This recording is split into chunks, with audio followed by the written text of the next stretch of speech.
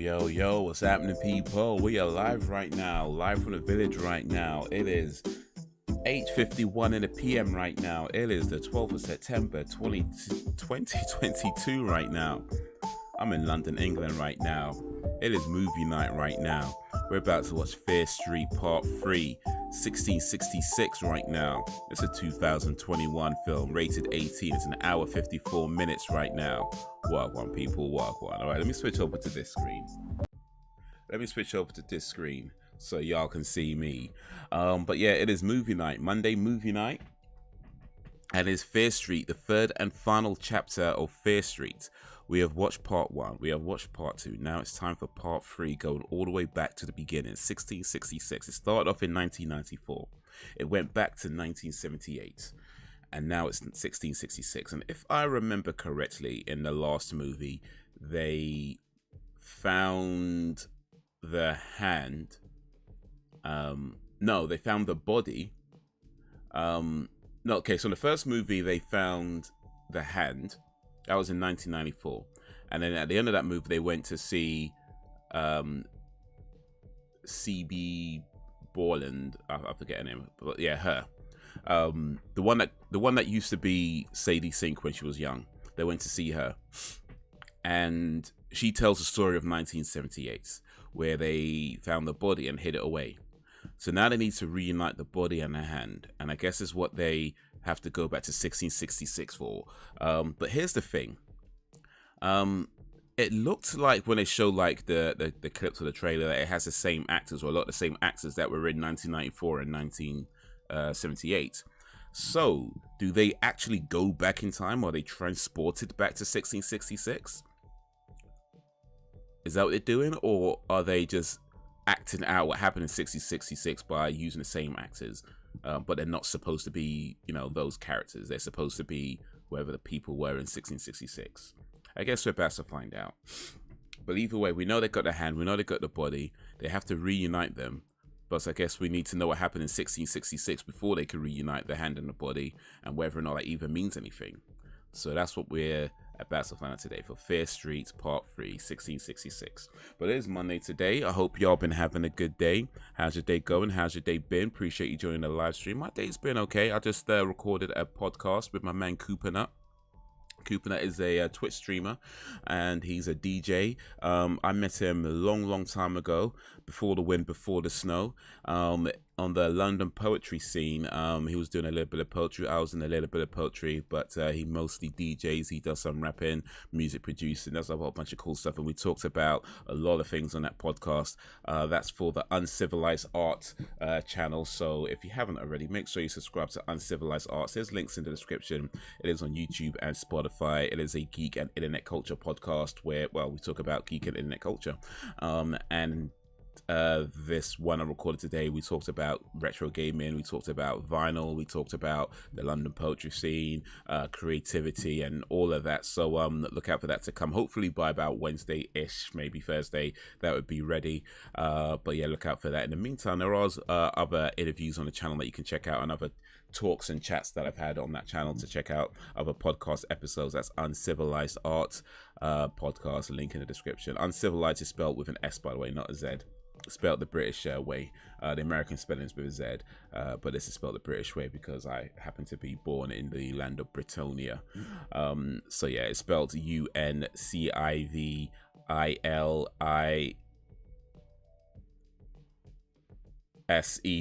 Fuck, I might have messed that up. But anyway, Uncivilized Art with an S, not a Z. Uncivilized Art is all one word. Capital A for Uncivilized Art. It doesn't matter though, you should be able to find it anyway. But yeah, link in the description for that.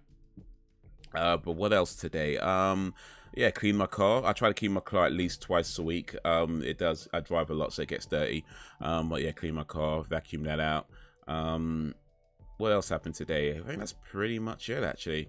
Oh, I've been watching. I recorded a video for my thoughts on Buffy the Vampire Slayer season 4 and Angel season 1. That's up on the channel already. It's a 38-minute video. I think next time I might just talk about the seasons individually. 38 minutes is a bit long. Hold on a second. Why is this not showing again? I'm sorry, dude. I'm sorry. Here we go. Sam. What up, Sam? You know what? Sometimes YouTube doesn't show me the comments right away, and it's because I have to keep changing it over to live chat rather than top chat, and it doesn't show me the comments. I don't know why it does that. I don't know why the default is the option that doesn't show comments. So I'm sorry, kept you waiting for about 4 minutes. But yeah, I literally only just saw this now. I'm sorry, Sam. How you doing, Sam? I'm first tonight. Ourselves, yeah. Sam's in first. I could tell. Yeah, but I can't remember. I'm sorry. I that probably was a response to something I said about 3 or 4 minutes ago. But yeah, I have to remember. The thing is, I don't know why YouTube does this, but it has 2 options for the live chat. One is called live chat, and one is called top chat. And for some reason, the default is top chat, and you have to change it manually every single time to live chat. Now, I don't know why that is. They should at least give you an option as to which one you want as a default setting.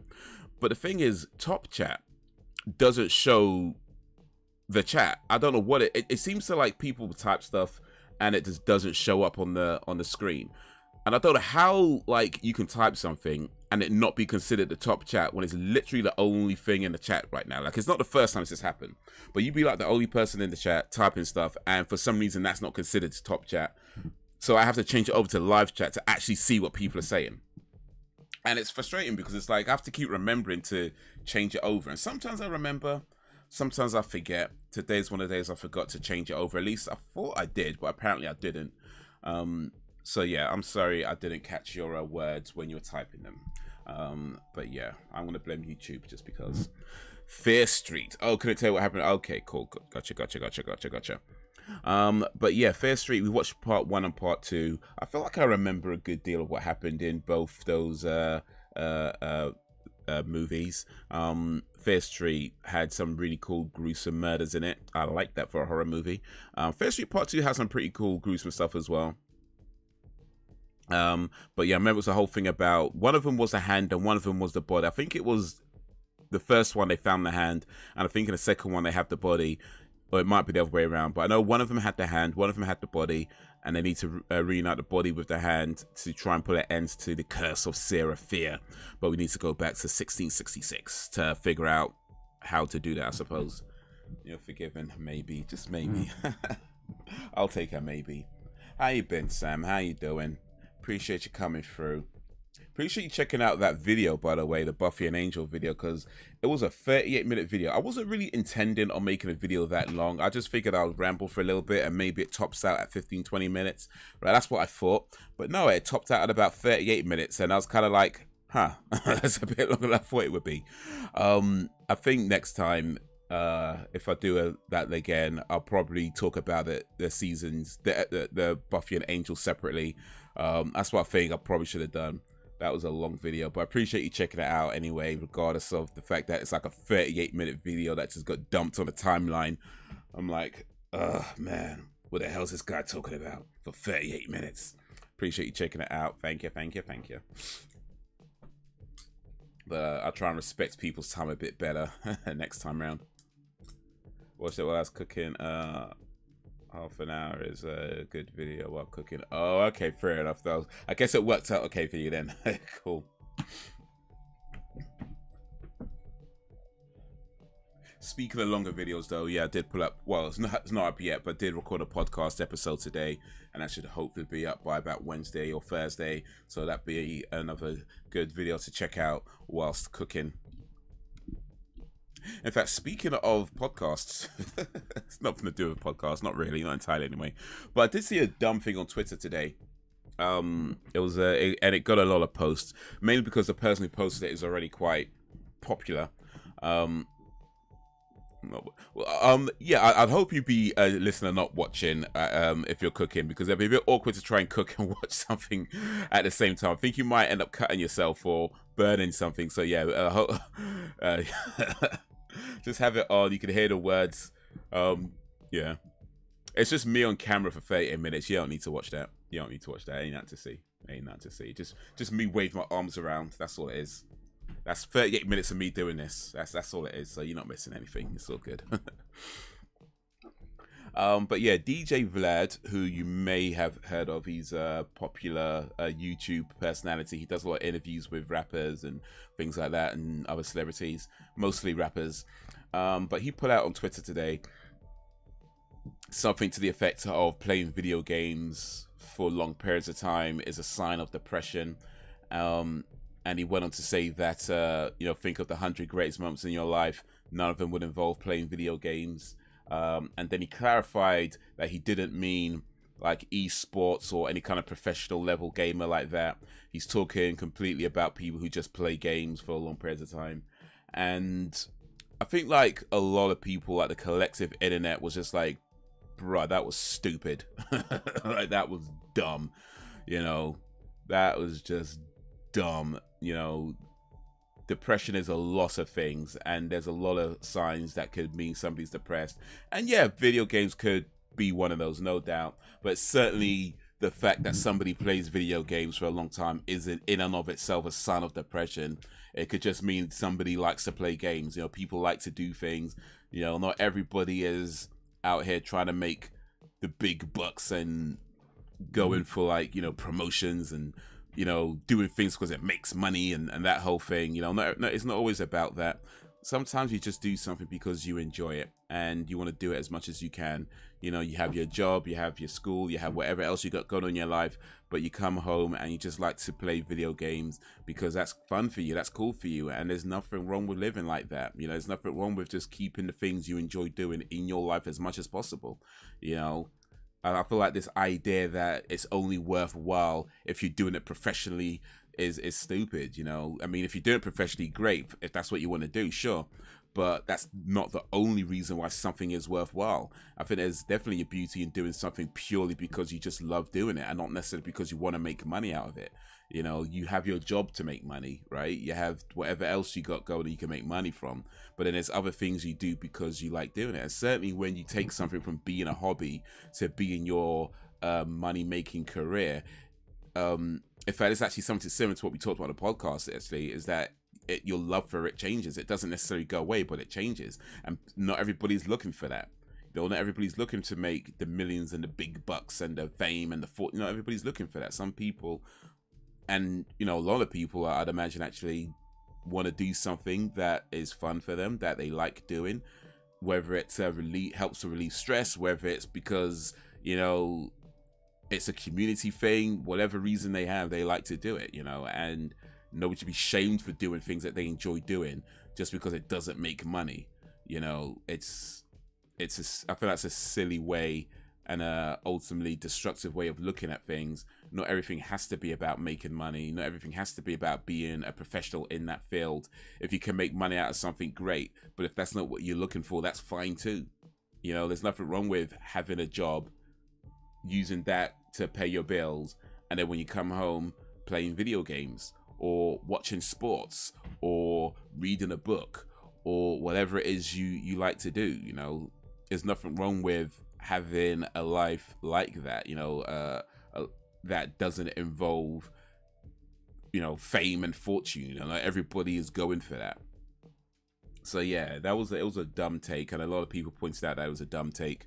I myself might have pointed out that it was a dumb take, and yeah, just expressed a few more thoughts on that while I've got the camera on. That it was a dumb take, and there's lots of reasons why it's a dumb take, and those are just some of my reasons as why I think it's a dumb take. Like, whatever it is you like to do that, and if it makes money, great. If it doesn't, that's cool too. That doesn't mean you stop doing it. And if you spend hours a day doing it, cool. You know, you're not hurting nobody. You know what I mean? You're living your life. You know, it's not detrimental. You know, it's fine. You know, I think, yeah, certainly anything you do that then becomes an issue in your life, whether you can't sustain doing it or whether it's a money issue or whether there's other problems it causes, then yes, certainly in those cases, you might want to dial it back a little bit. But as long as you don't have any issues like that, if you're able to sustain it, you know, you're not hurting nobody, you're not hurting yourself, why should anybody else get to tell you, oh, that must be a sign? And especially some, I mean, let's look, we're on the internet. We're not professional medical, medical professionals to tell somebody that this is a sign of depression. Some guy, DJ Vlad, interviews rappers that confess to their crimes on his channel. He's gonna start telling people this is a sign of depression. Like, bro, we're not medical professionals here.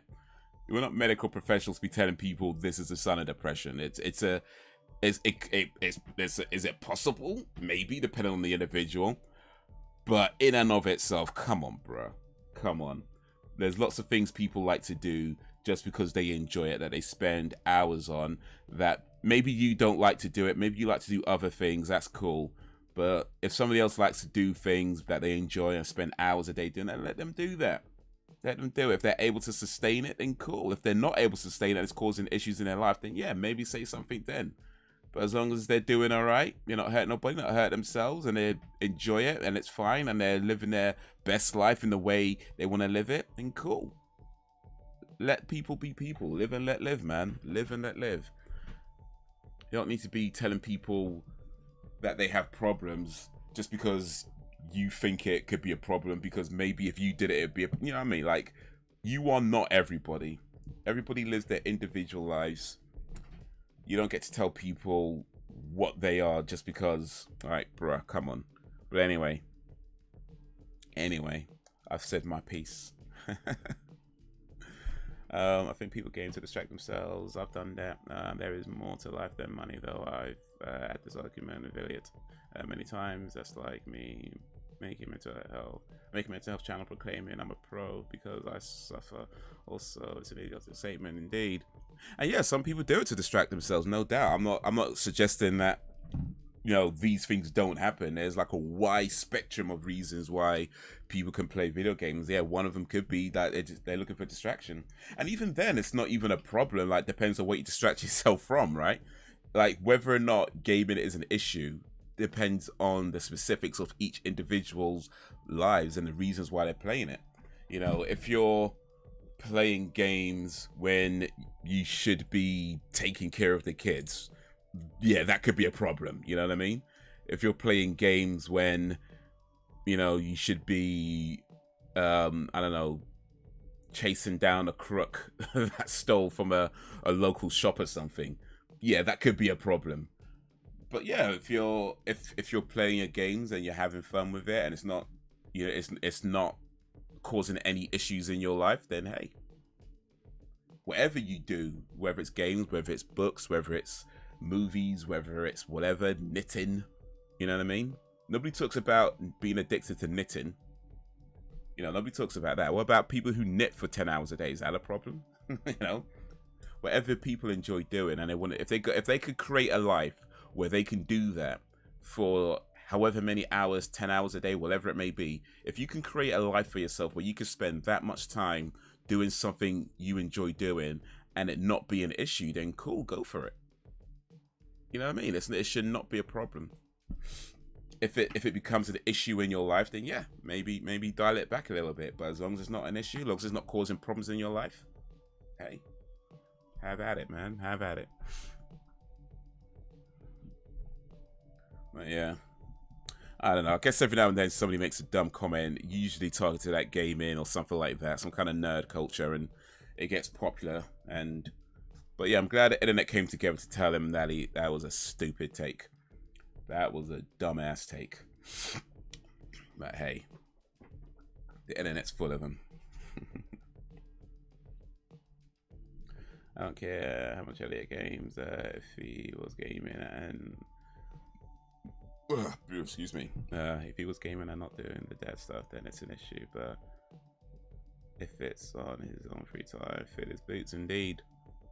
As long as he takes care of the things that need to be taken care of, and don't as long as he's taking care of your needs as well, you know what I mean? Then yeah, it shouldn't be an issue, right? Shouldn't be an issue.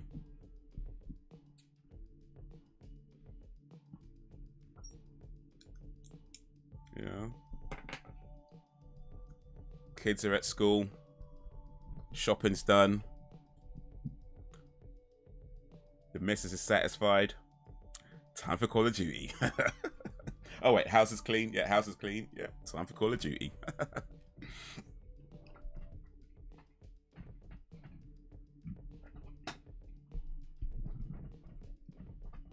But yeah, Metallica shirt day. I'm satisfied with these videos. Alright, I guess it's, well, I guess game time is coming sooner then. Alright, cool. Time to leave it alone. Let me put this on. Alright, lads.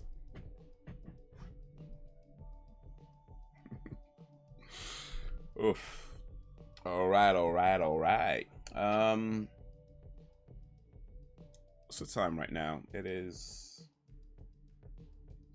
12 minutes past 9. Oh, I watched Thor: Love and Thunder today. That's on Disney Plus. That's a good movie. I really like that. Need to go 11 years. Wow. 11. That's more than a decade. I mean, literally, it's 1 year more than a decade. I guess he's doing something right. I guess, however it's going, it's working for you guys. I'd have to assume it's working if it's been that long anyway. It might, you know what I mean? I think I could somewhat safely assume that it's working. Like it's, you know, may not always be smooth. I get that, you know, ups and downs and all that, but overall, I'd have to assume it's working, and that's good. That's good.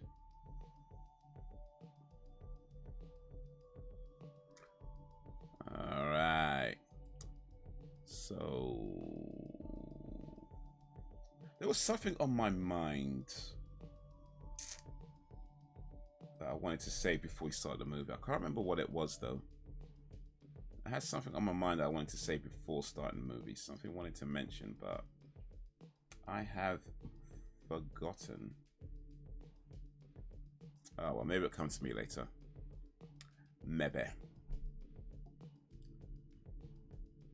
Okay, the key is banter. We have lots of that. Well, ladies and gentlemen, if you were looking for advice on a long-lasting relationship from somebody who's been with their partner for 11 years, the key is banter. And if you don't know what banter is, it's humorous chatting. I think that's a good way to describe it. Humorous chatting, having a laugh, having fun. Communication is key. In particular, banter communication. Banter style communication is key.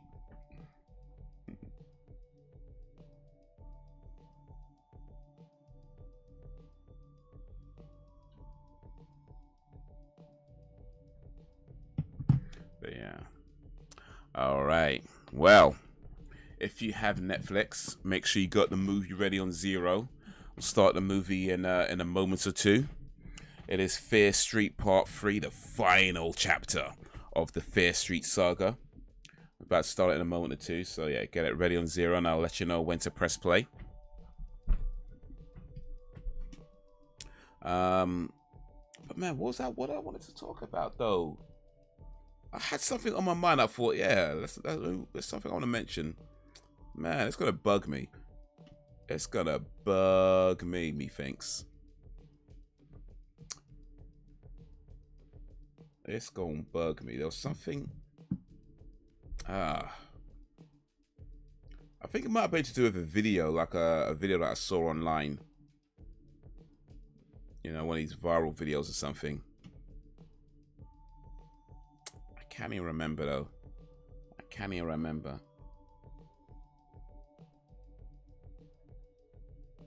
I'm not sure this is it, but I did see a video going around of Prince Andrew at the Queen's funeral, where it appears that he's putting his hands in a place where he shouldn't be putting his hands. I did see that video going around.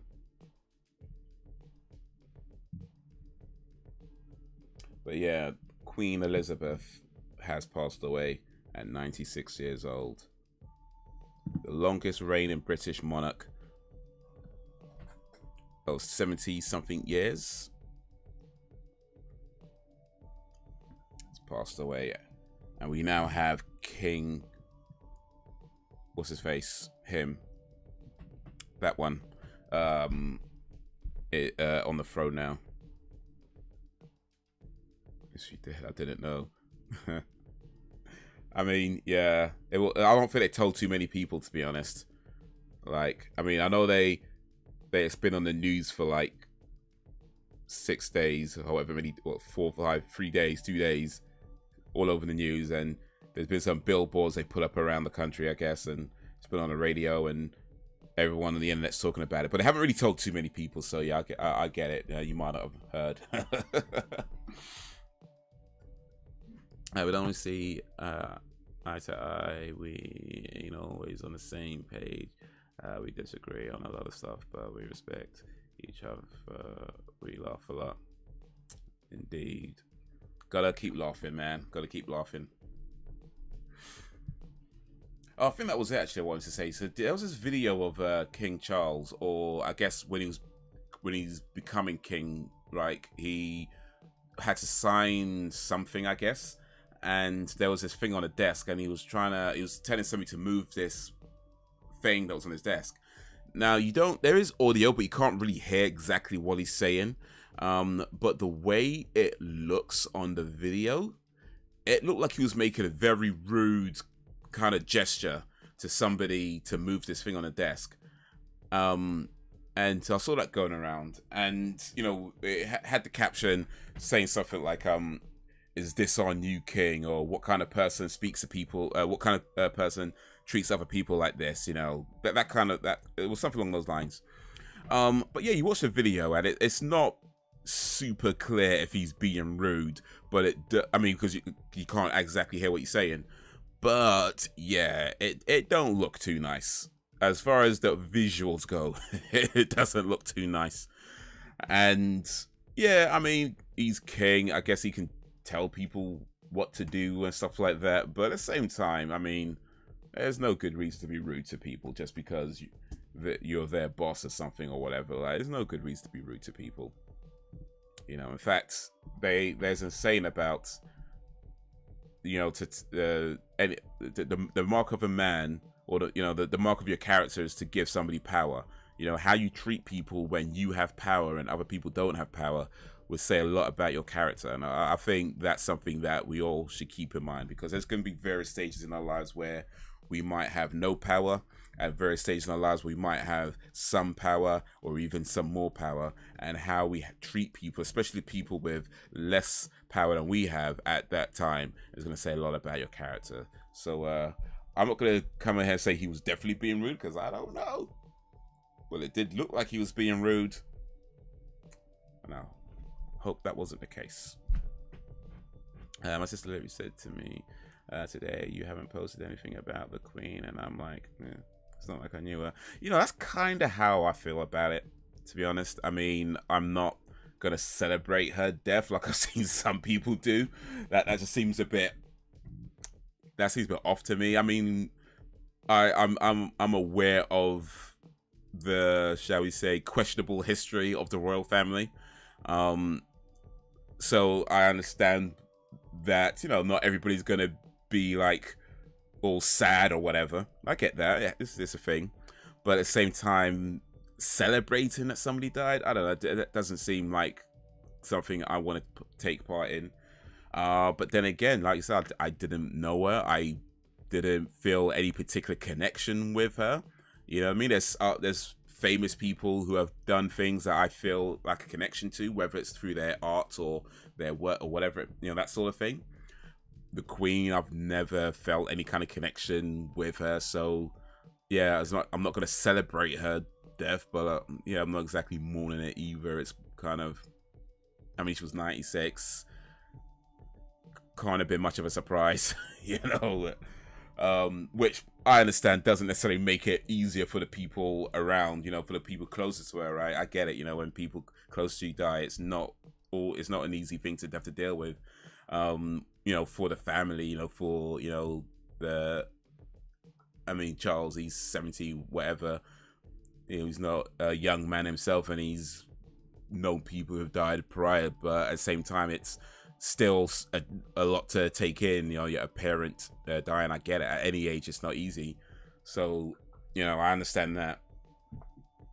But, yeah, as far as my own personal feelings go, it's just like I just didn't, you know what I mean? It's like telling me that, I don't know, somebody in, I don't know, Iceland died yesterday. It's like, it's sad for the family, and you know, I get that, but at the same time, I don't have a connection with that person to feel something, and that's kind of how I'm like now. I don't feel like I've got any real connection with the Queen to feel anything about it. It's just a fact of life.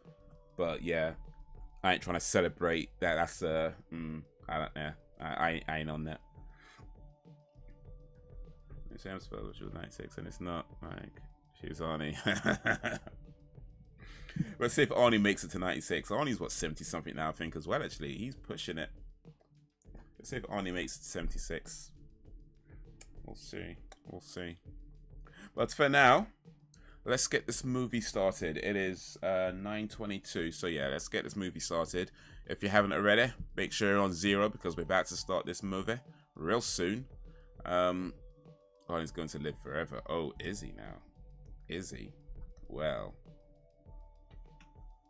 I know I'm going to lose because gambling's for fools. Well, that's the way I like it, baby. I don't want to live forever.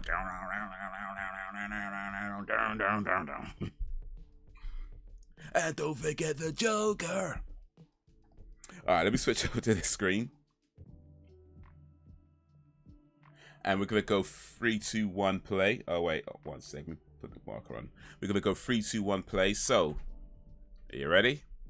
In 3, 2, 1, play.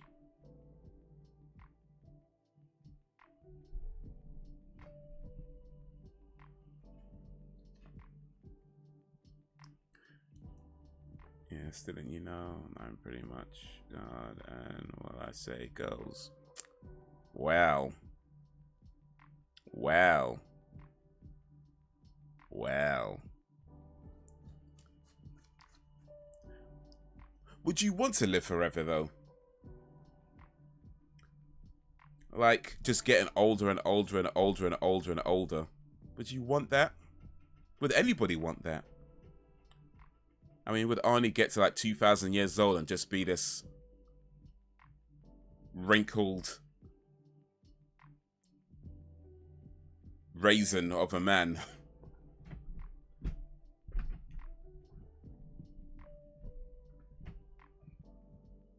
That can't move. People have to wipe his ass for him.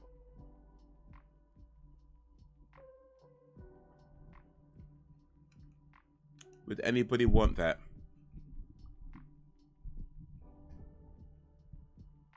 Or, let's say you could stay young, or, you know, at about 30 to 40 years old, where you're old enough to have had some life experiences, but, you know, still young enough to be able to move your body parts. Would you want to stay, let's say, oh wait, how old did you go? Was it 29 and some 29 and tax? Was it no 28 and tax? Was it? Was it 28 or 29? I thought it was 29. But yeah, would you want to say 29? Like actually 29 forever?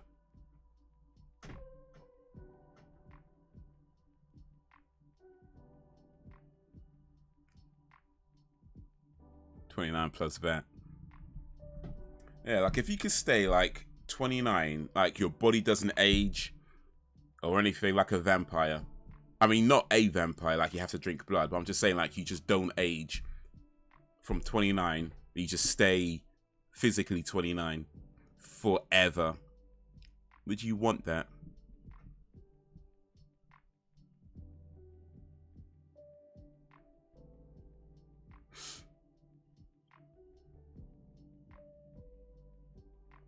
Where everyone else around you goes old. they all grow old, but you'll just stay that same age, never aging. You can live normally, don't gonna like stick to the night shadows or anything. I say you're not a vampire. I'm just saying, you just don't age. Would you want that?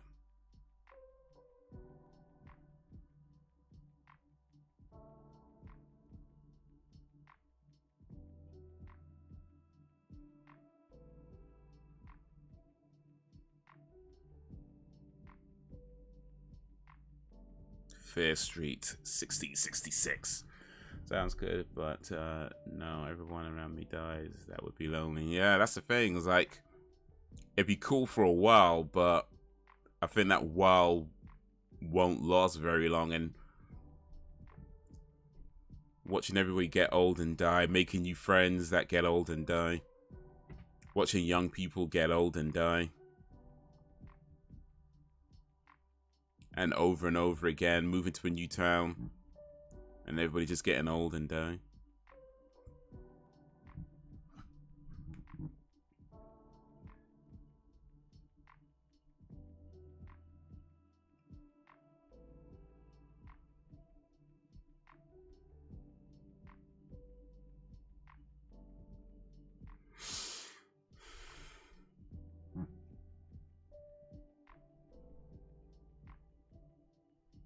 Yeah, I don't think I'd want that.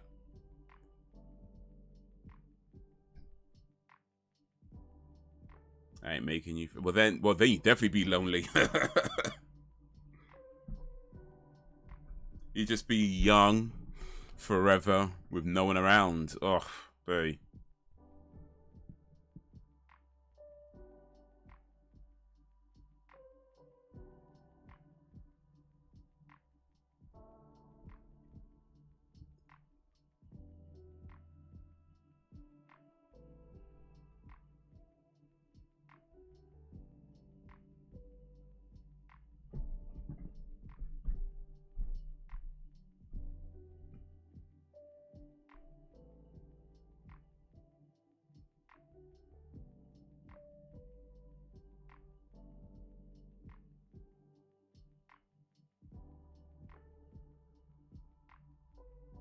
Okay, so they're using the same actors,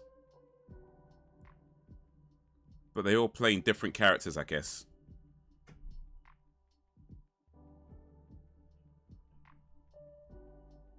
And it looks like they don't have any kind of memory of their future selves. They are playing different characters, it seems.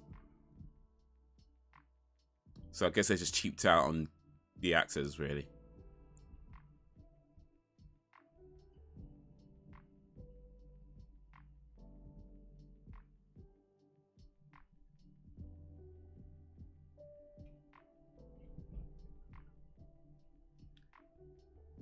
I find it hard to find people I actually like.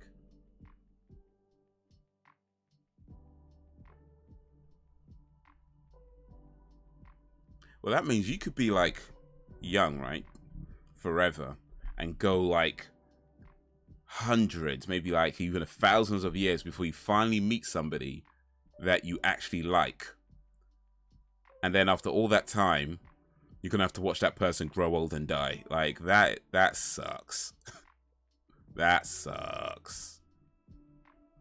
Yeah. I don't think I'll want that.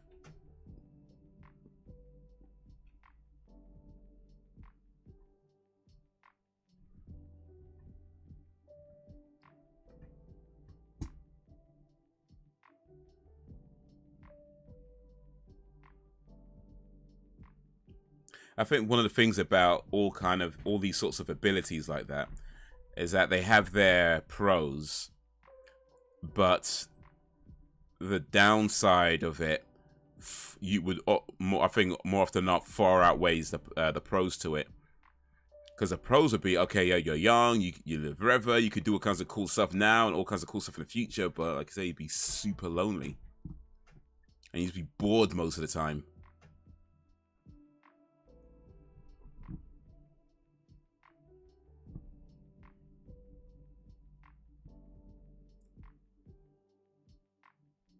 And time effectively doesn't mean anything anymore.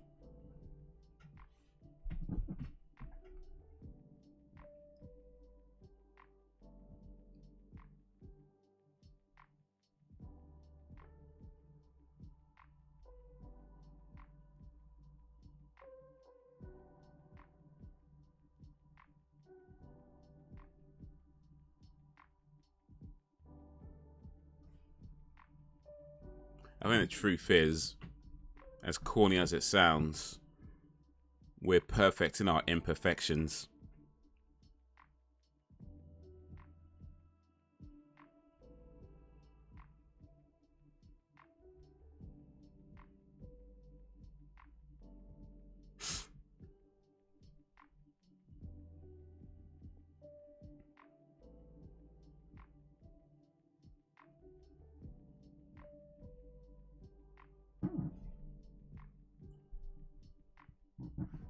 Going where?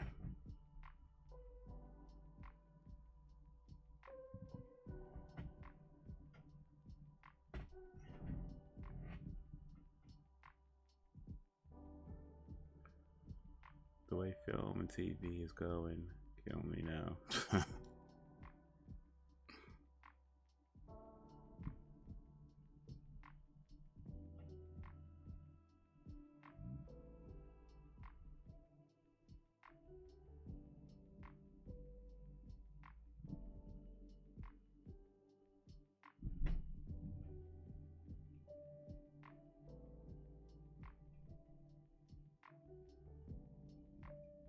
Okay, cool. Something to check later. I don't know, though. There's some good shows coming out now, though. Some good movies and shows still coming out. I mean, one good thing about being young forever is that you get to watch all the Marvel movies. that's probably the only good thing about it. Well, not the only good thing, but one of the good things, you get to watch all the Marvel movies for years to come. Now, that's cool.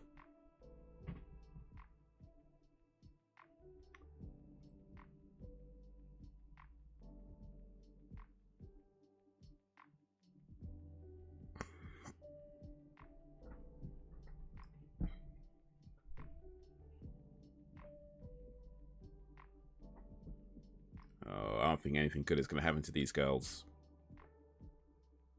I don't think anything good at all is about to happen.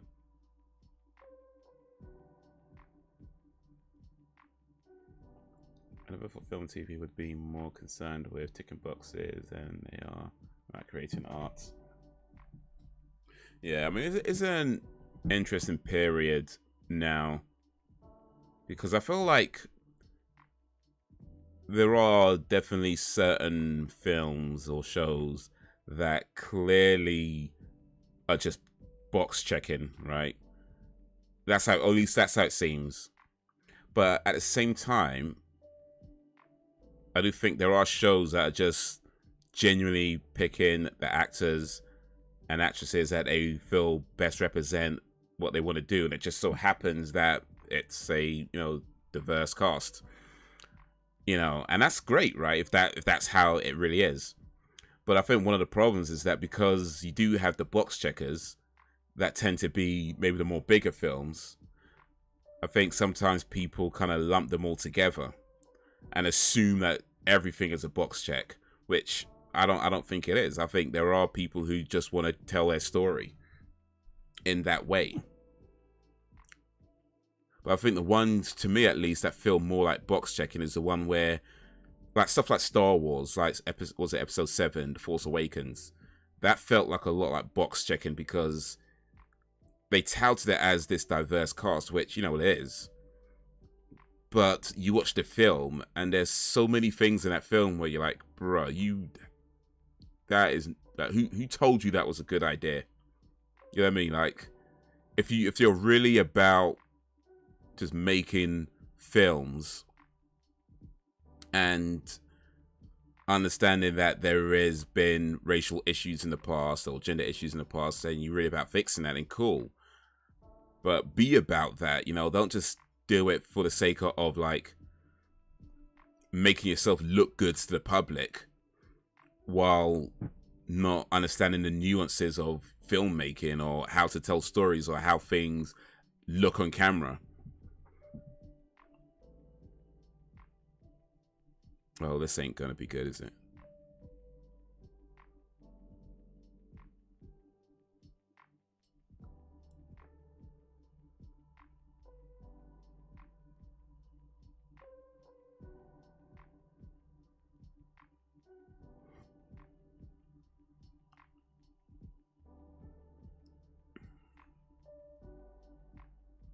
But I mean, ultimately, I think, yeah, it's just a period of time. I don't think this is going to last, though. And the reason why I say that is because I think this is just more of the awkward transition period, you know? The box checking stuff is more of the awkward transition period. Because right now, you've got like the old guard of filmmakers who want to try and keep up with the young, what the young people are demanding. But because they're so kind of stuck in their old ways of filmmaking, it's just box checking, right? But I think as that kind of dies out and newer filmmakers come in that understand the culture better, I think you'll see less box checking and more just casts that represent the filmmaker's vision. But it would just so happen that you're likely to see more diverse cast because effectively films represent culture.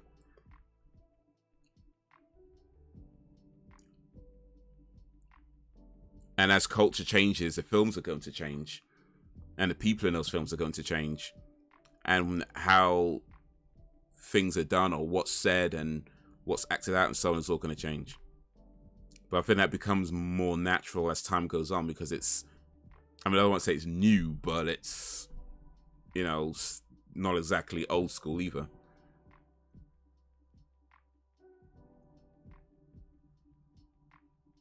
Man got a boner. Hey, don't be embarrassed by the boner. I ain't looking up as that's a great thing, but it's only great when it feels organic. Put Morgan Freeman in a movie, people will watch it. Same with Samuel Jackson because they're fantastic at what they do, not because they tick a box. Yeah.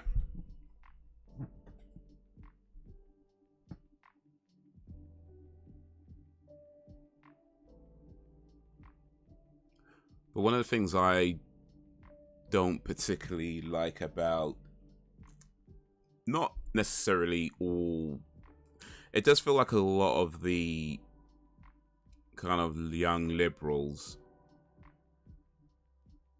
are very are very focused, or it seems to be like people want to be the first, you know, want to be the first black person to do something, or the first woman to do something, or the first this to do that, the first this to do that. And if that's the case, cool, right? But it feels, to me at least, that there's almost a erasure of film history. Like when Black Panther came out, like, and this probably, and I don't think this was completely Marvel's fault, but they definitely didn't do much to help. But, oh, she's gonna eat the, right, okay. Okay.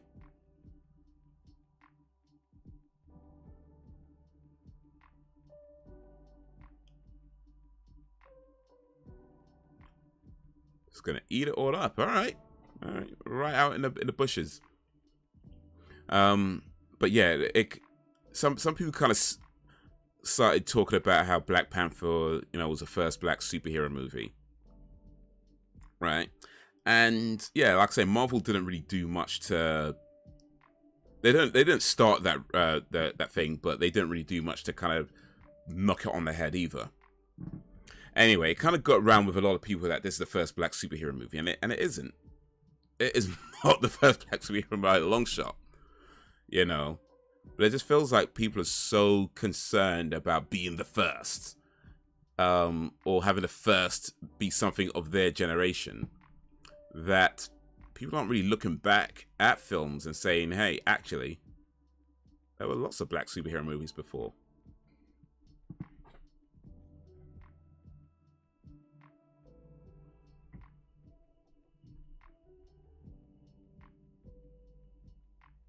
Or a more recent one with, I think I talked about this before, with Rebel Wilson, where she was trying to tell people that she was the first plus size romantic lead, and it turns out she wasn't.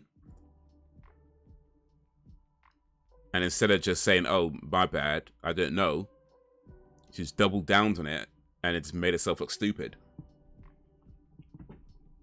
Everybody wants to be the first.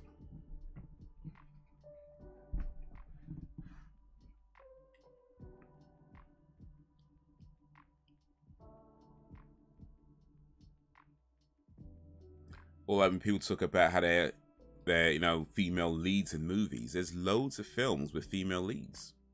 That's not new. That's not to say that you should just ignore female leads now.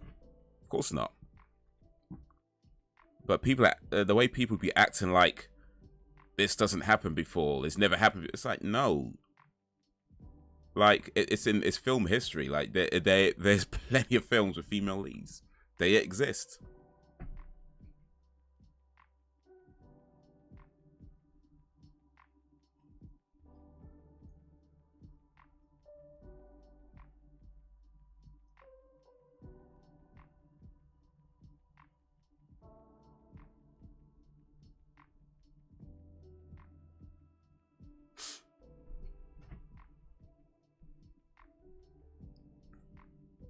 So yeah, it does feel like sometimes people are trying to erase history. And that's not cool.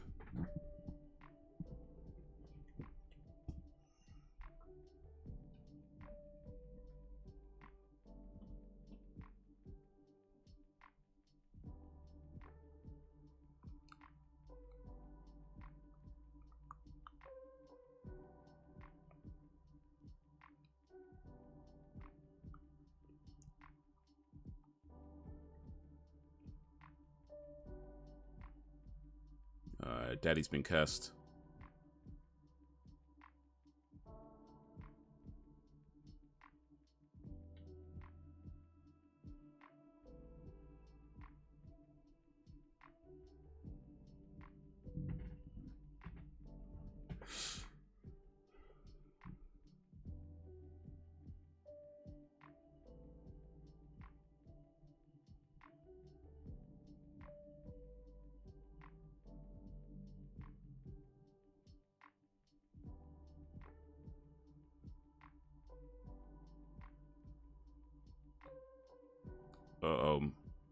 Mama knows about them.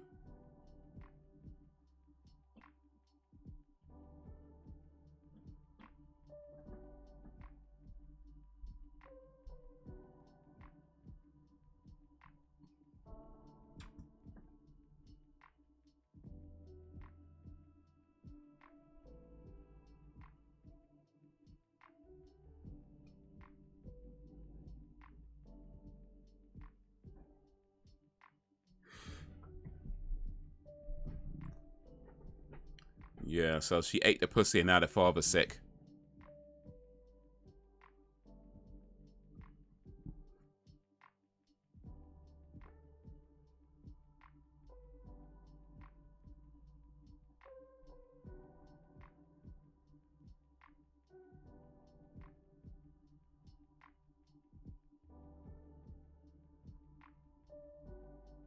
Oof.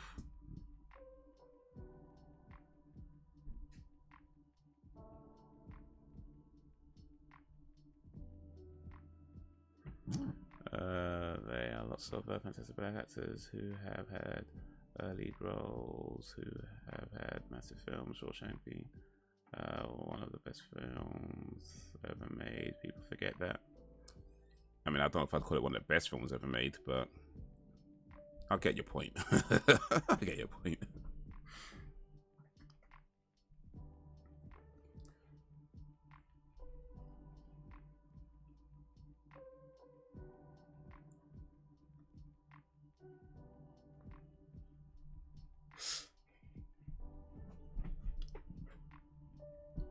Everybody knows.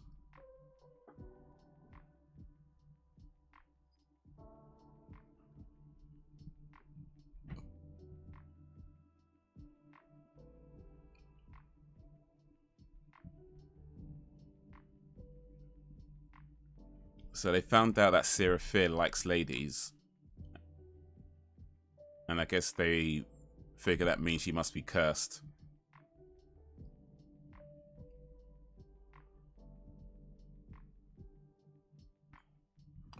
Shawshank is up there for me, along with Green Mile. And my flow of a cuckoo's nest. Green Mile was alright, actually. I thought, yeah, Shawshank I probably preferred a little bit more to Green Mile, but yeah, Green Mile's alright. Green Mile with Tom Hanks and can't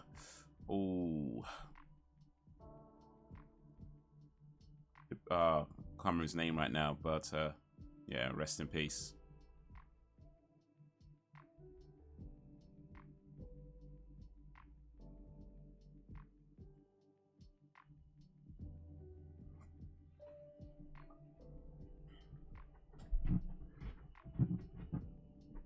Tell you one of the things that bugs me, actually. Like, I remember the other day when I was talking about how, you know, back when I was in school, you know, films like this we'd watch, and you know, we talked about them, and it just felt to me like everybody's seen them. And you know, as I come out of school and whatever, it just, you kind of realize how not many people see them at all. And one of the things I hear is,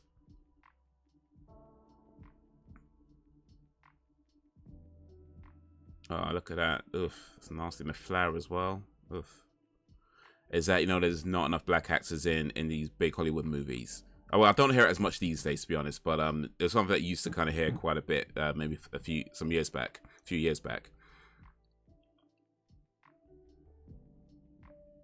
And ish, that is nasty.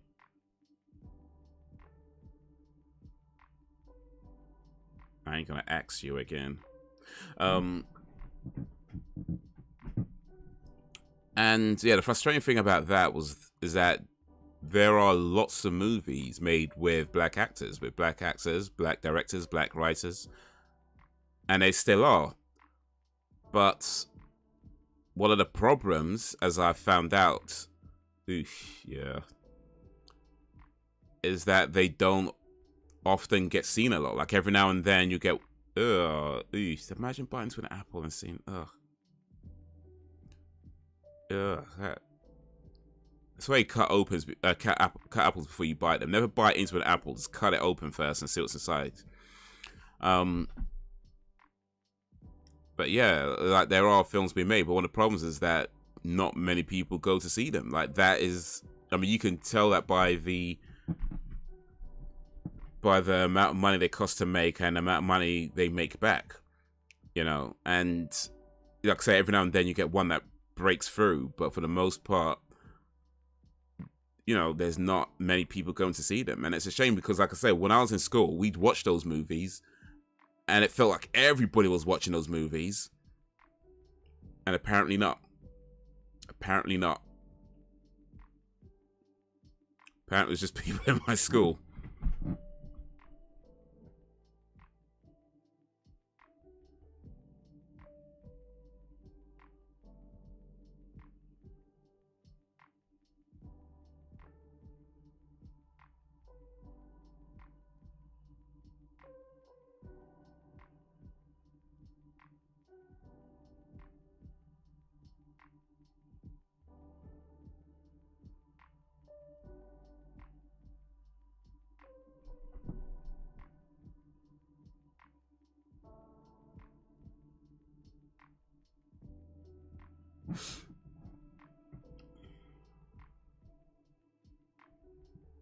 So yeah, so for me, it's like,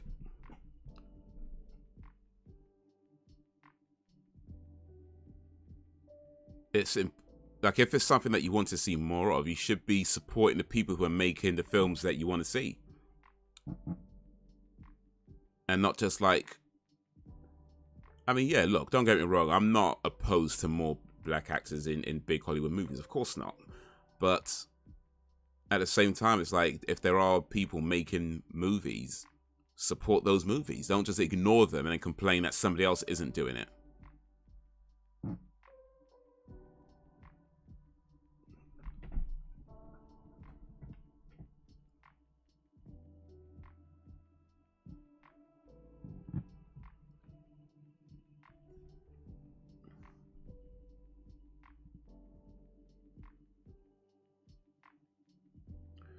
Being aware of them, promotion most likely plays a big part. Yeah, I mean that definitely plays a part of it.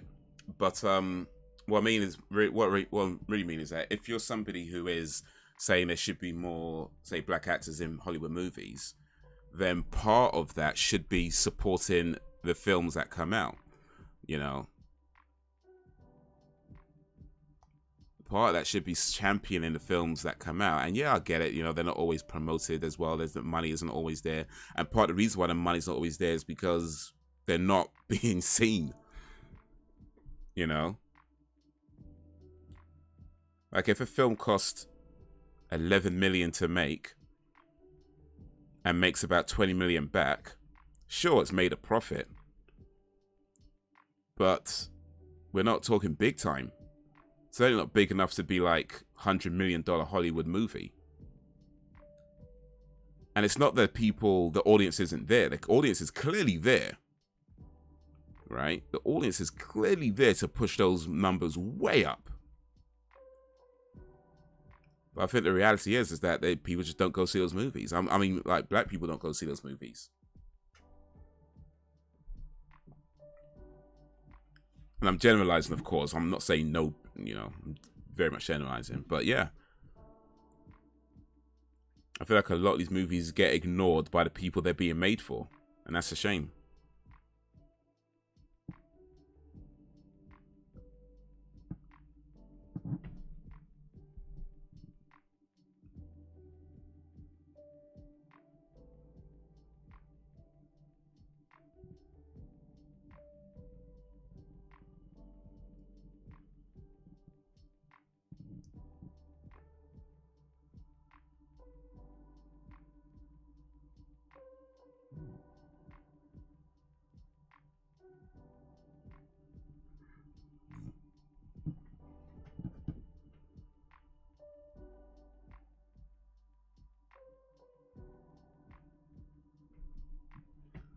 I do see is those people who say they want to see more black actors in Hollywood, but at the same time want to keep it in their culture. It doesn't work that way.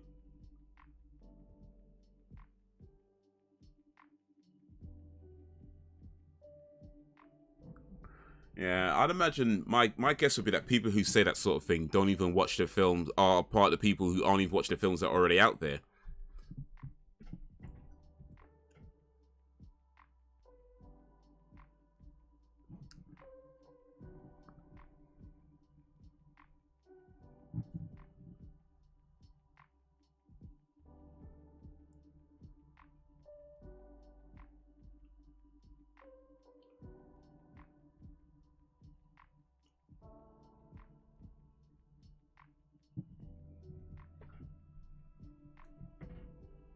Well, in fact, I would say my guess would be that a lot of the people who complain about movies in general, especially when it comes to things like race, gender, and things like that, my guess would be a lot of them are the types of people who actually just don't watch those movies anyway. You know, they're complaining because it's the cool thing to do, but they're not the ones watching the movies.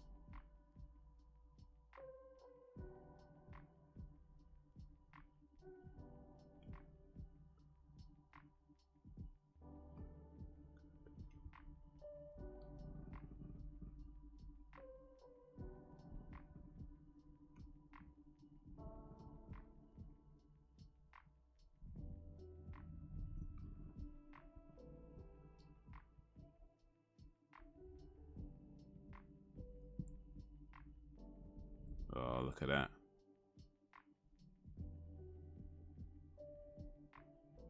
Because the way I see it is that, why would you complain about somebody else not doing something when you know that there are people doing that thing? You know what I mean? Like, why would it matter if somebody else isn't doing it when you know there are people doing it? Wouldn't it make more sense to champion the people who are doing that thing and to support that even more? Because they're doing that. Oh, they got this kid as well. Oh, mate. Yeah, wouldn't it make more sense to champion and support the people who are doing the thing that you want to see more, rather than complain that somebody else isn't doing it?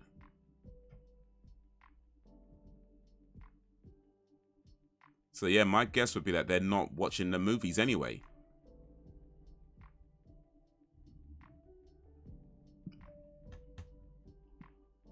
And yeah, like you said before, some of it's going to be down to promotion. But I think a big part of it is down to people not necessarily even looking for them.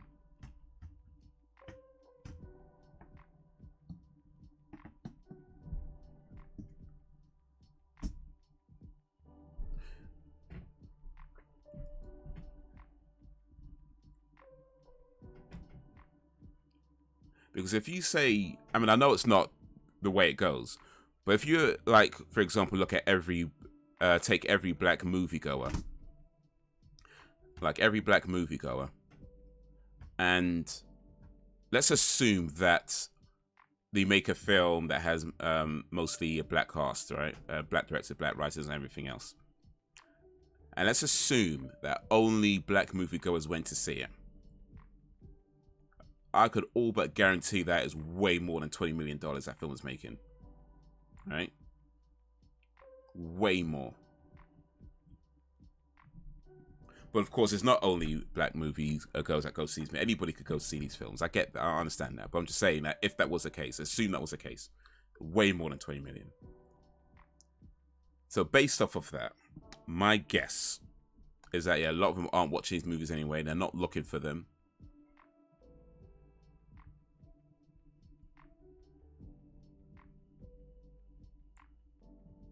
Don't really care about movies in general, but they're just complaining for the sake of complaining because it's a cool thing to do. And look, and to be fair, look, sometimes complaining about a thing isn't a bad thing because, you know, things don't necessarily change if nobody says anything, right? So I'm not even opposed to the idea of complaining about something. But while complaining, it'd be nice if the same people complaining were the same people were also supporting the filmmakers that were making those movies. Because I'm pretty convinced that they're not. Like, I can't prove that, but I would say in my mind, I'm fairly certain that the ones complaining are not supporting those movies. No, they're not supporting movies made by black filmmakers.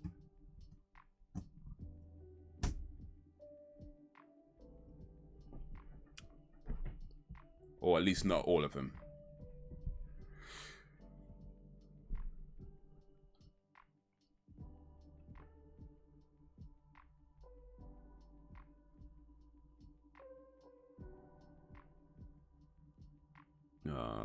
They don't know what to do. It's all guesswork. What up, Brax?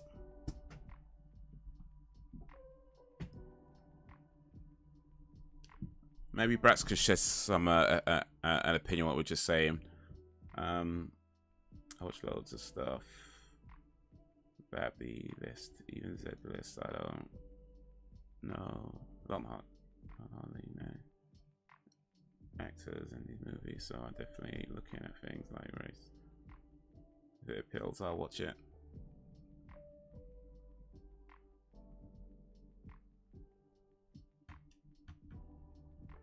She was naked, he said.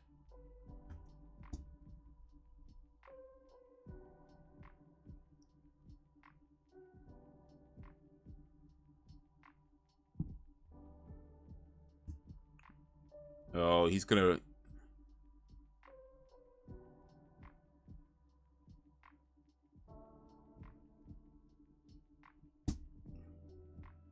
Oh, that's how it started.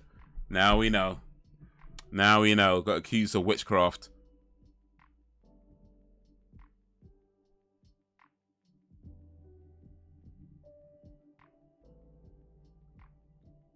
Oh, they all accused her. Oof. At the end of the day, people are stupid. Well, yep, 100%. People are quick to complain.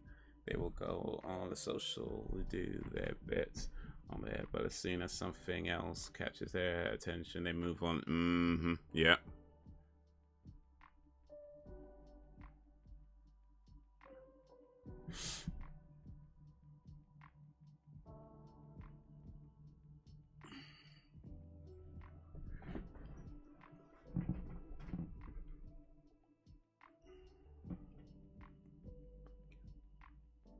Oh, mate, they got Hannah Miller.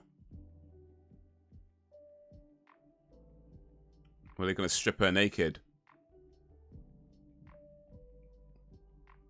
Rip all her clothes off, though. Oh, mate.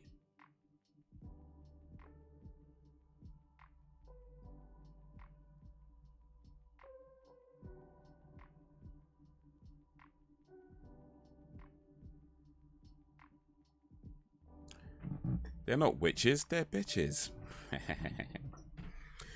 What up, Brax? So yeah, we're just talking, and perhaps you have a viewpoint on this. But there are, movies that are made by, black directors, black black writers that have predominantly black casts. And a lot of them don't make that much money. They'll be made for about, say, $11-ish million and maybe make 20 to 30 million back. So they're making profit, they're doing okay as far as profit goes, but they're not making like ridiculous money for the most part. Every now and then one of them does really, really well, financially really, really well, but for the most part, they're just kind of niche. And what my guess is that as much as you might hear people complain about there's not enough black actors in Hollywood and not enough black filmmakers in Hollywood and things like that, which, there's truth to that, and I'm not going to pretend otherwise. But as much as you hear people complain about it, my guess is that a lot of those people complaining about that don't actually watch movies made by black filmmakers. Or certainly not in any real way. Like, they maybe saw one 20 years ago or something, or 5, something like that. But they're not looking for them. They're not seeking them out. They're not really supporting those films. Because, like, if they were, I reckon they would consistently make way more than $20-30 million. Way more than that. So my guess is that they make enough to keep going, right? But ultimately it's still a niche market because they're just not getting that level of support to really push it upwards. So as much as you might hear some, I mean, to be fair, I don't think I hear too many people complain about it these days. But yeah, going back a few years, as much as people be complaining about it, my guess is they're not actually supporting films made by black filmmakers. And yeah, is that something you have any thoughts on? And if so, please share. Well, Sarah Fier managed to get away.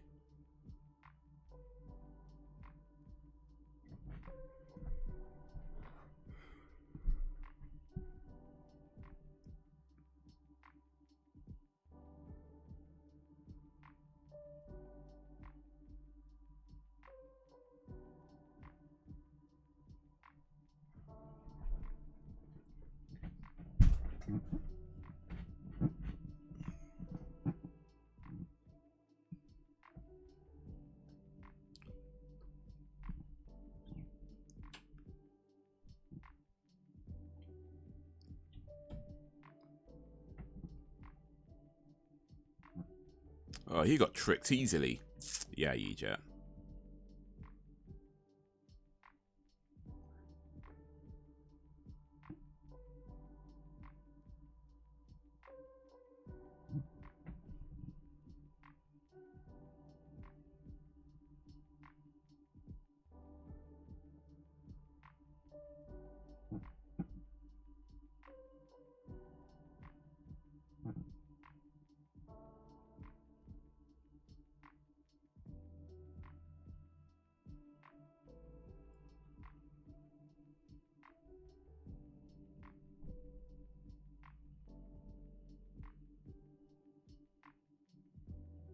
But I don't watch those movies not because I don't support black filmmakers, because I'm too busy watching mindless trash.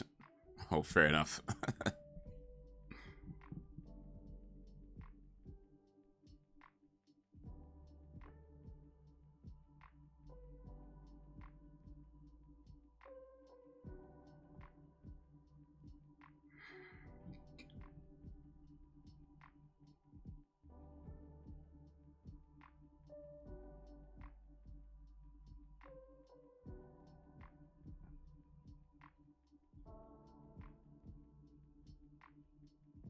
Oh, okay.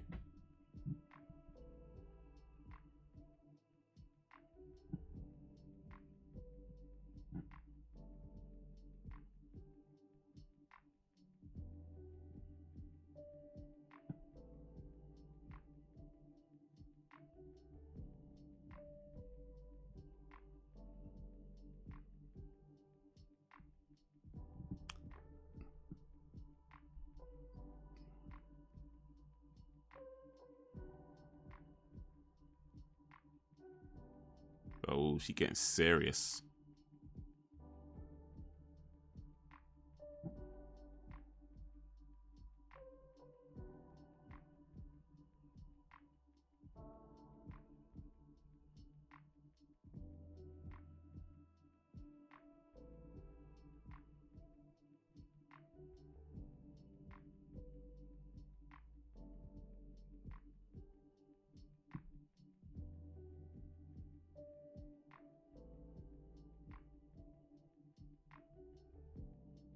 Oh, she getting mad serious now.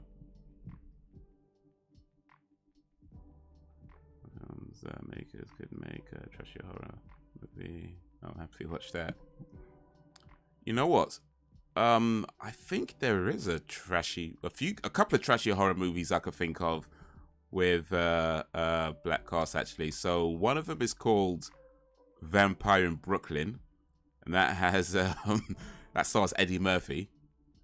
And the other one is called Dracula or something Dracula. Or is it called Blackula? It might be called Blackula actually. I can't remember. It might be called Blackula. I think it's actually called Blackula. It's an old school blaxploitation film. But yeah, those are a couple of movies you might want to look up if you're into trashy horror movies. Oh, you see? Okay.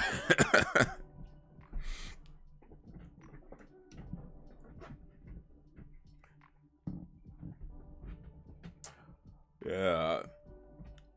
I think Vampire in Brooklyn was like partly based on Bram Stoker's Dracula. I really can't remember, but yeah.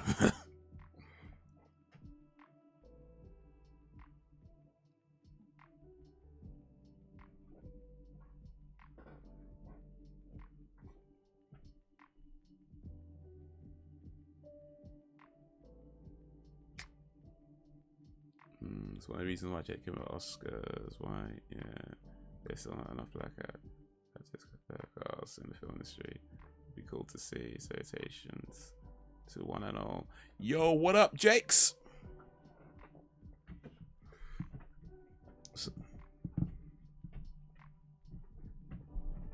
So yeah, we're just talking about some stuff. Let me see if we could get Little Jacob's opinion on this. So I don't think I hear this so much these days, but going back a few years, you'd often hear people complaining that there isn't enough black actors in Hollywood, right? And yeah, you know, I'll say that there's truth to that. But as much as people be complaining about that sort of thing, my guess is that a lot of people complaining aren't actually watching films made by black directors or black filmmakers. You know, they're not looking them out because there are films made by black filmmakers. There's loads of films made by black filmmakers each year, but they don't typically get a lot of support. So my theory, and it's not something I can prove, I understand that, I get that, but my theory is that as much as the people complaining about it, they weren't actually supporting films made by black filmmakers. So, if you don't mind, do you have any thoughts on that? And if so, you mind sharing them? We'd like to hear what you think.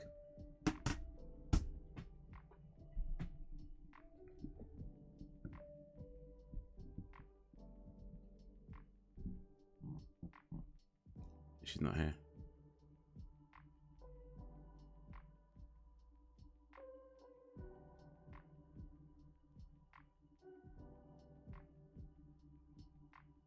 Oh, they hunting her down hard.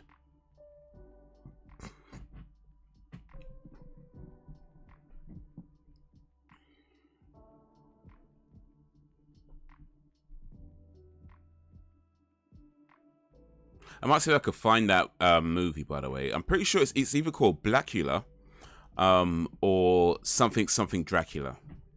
But I might have to see if I can find it. Maybe put it on for movie night one of these days. It's not very good. It's really, really bad, but it could be a fun film to watch still.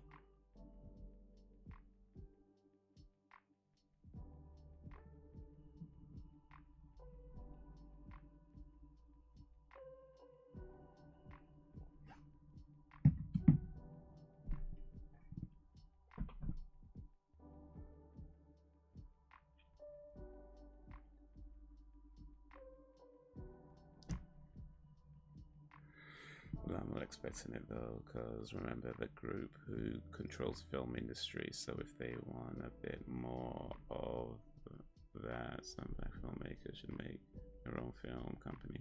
Well, that's the thing. Like, there are film companies run by black filmmakers, so it does exist. It's not even that that doesn't happen already. They do exist. They just don't seem to be getting a lot of support.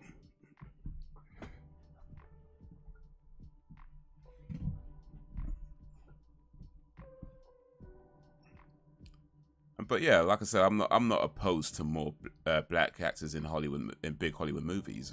Of course not. Well, I'm not be opposed to that at all.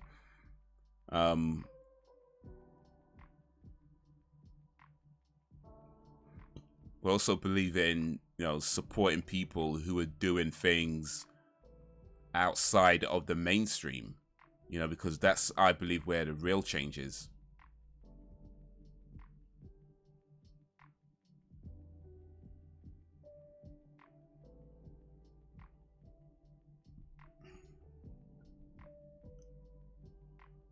Oh.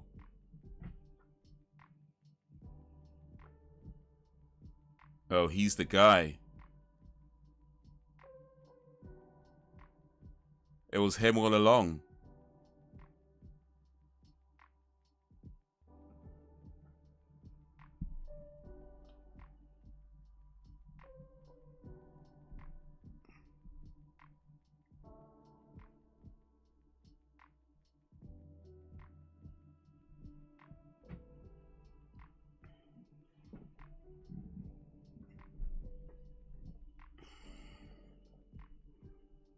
It was Solomon all along.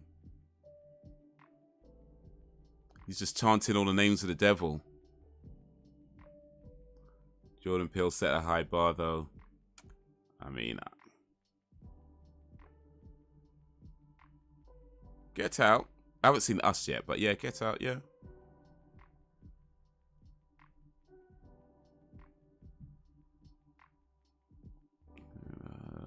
There you go. Pretty heard. I mean, counts the state.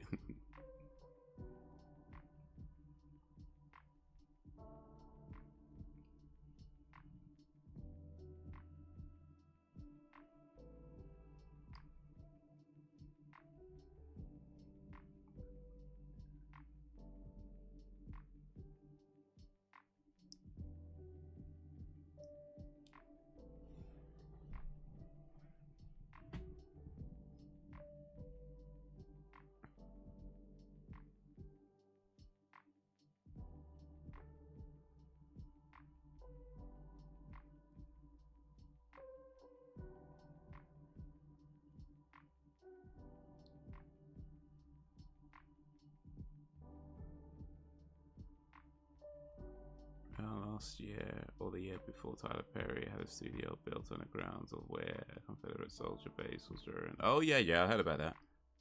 Yeah.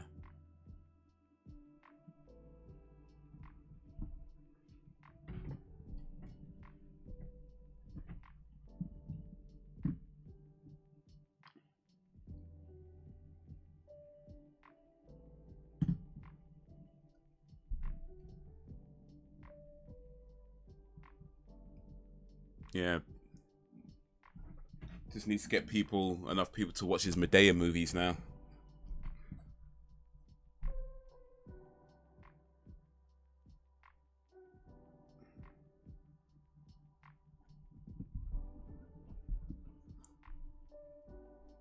Oof.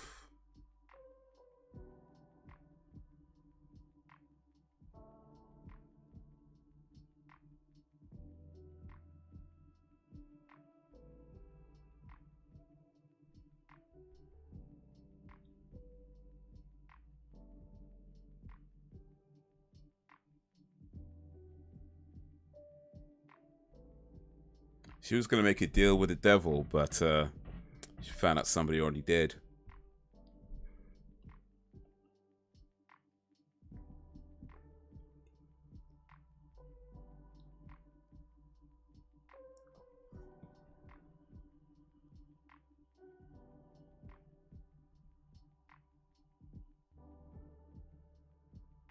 mean, this guy got stabbed. He's not shouting like that.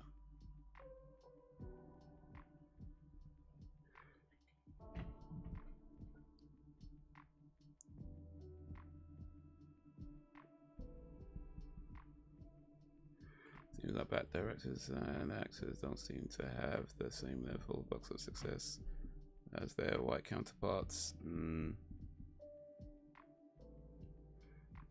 Yeah.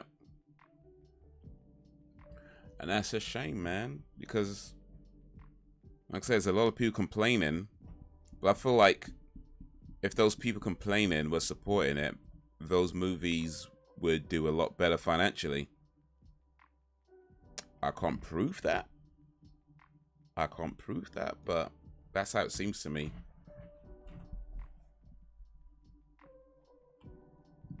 If there's much people complaining about it or actually supporting those films, I think those films would be doing a lot more, taking a lot more money in than they do.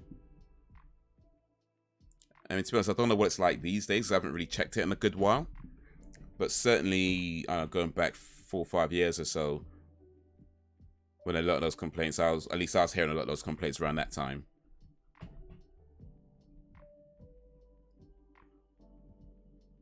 First thing up, black movie. I'm a massive fan of blaxploitation movies. Okay, in that case, you might know this one I'm talking about. There's a blaxploitation movie about Dracula, and I can't remember the name of the film, but it's either called Dracula in something, or the something Dracula, or it is actually just called Blackula. It is Blackula. Okay, it is actually called Blackula. Cool.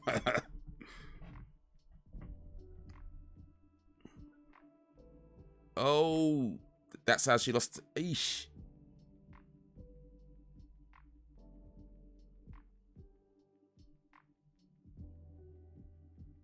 Ugh.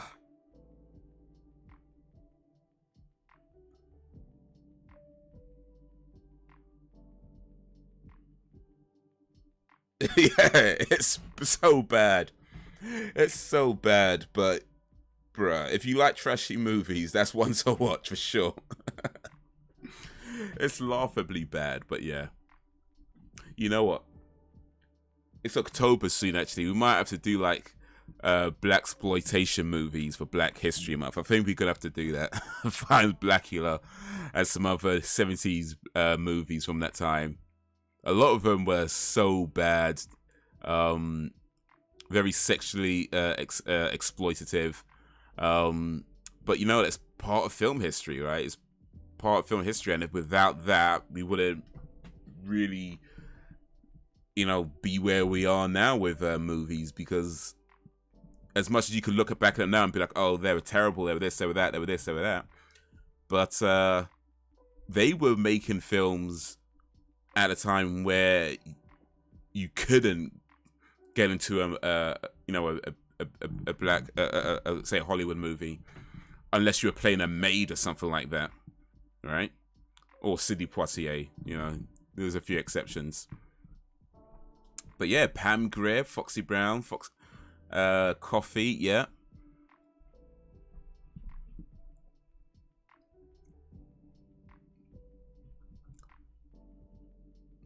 I'm a black belt in bar stools. I don't know karate, but I know crazy.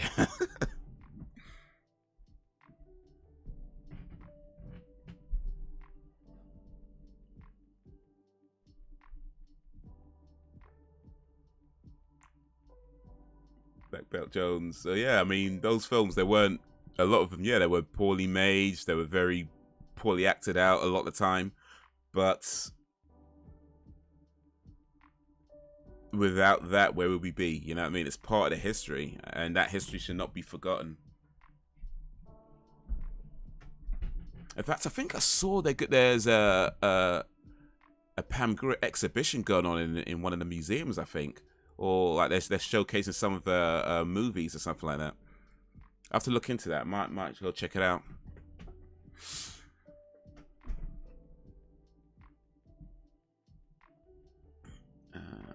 I'll say, you know, Conservative says you people need to be personally responsible. Do you for yourself, pull yourself up as soon as they do, they'll say that's. They do. Then they'll say that's reverse racism. Jim Kelly. Oh yeah, I remember Jim Kelly. He was in Enter the Dragon. It's Mr. Williams. My style is your style is unorthodox, but effective.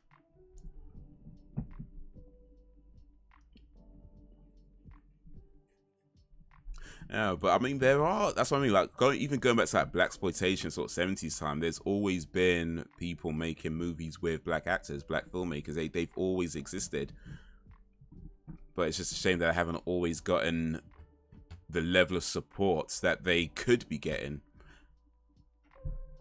And as a guess, again, I can't prove it. But at a guess, I think a lot of that is from black communities not watching those movies. People in black communities not watching those movies. But still complaining about Hollywood or whatever. Yeah, I've not seen them. Let me write that down, actually. I should probably watch that. The Mac. Oh, they caught her.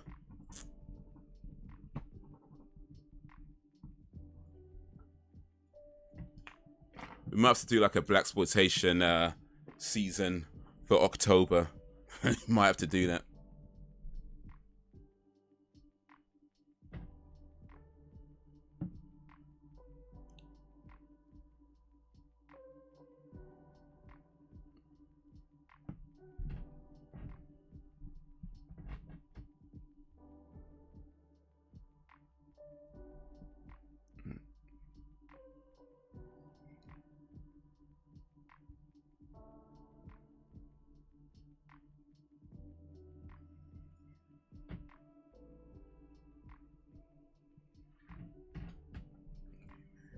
It's not mainstream then. Yeah. I think that could be a big part of the problem. Like I say, I can't prove it. I'm speculating. But yeah, that's what I think. And my views. These are independent conservative leaning. I see the ish on both sides. Just the way it is.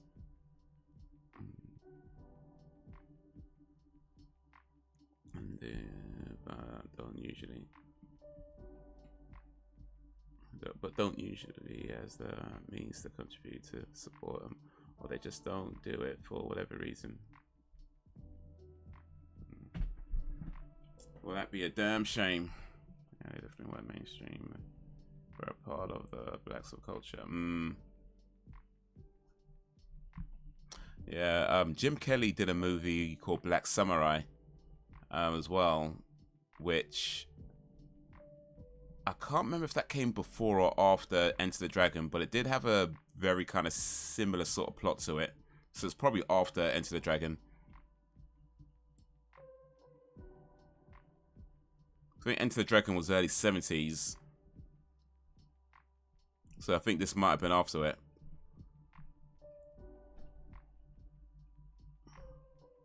But yeah, Jim Kelly, man. Legendary. Mr. Williams. Rest in peace to Jim Kelly. Legends never die, as they say.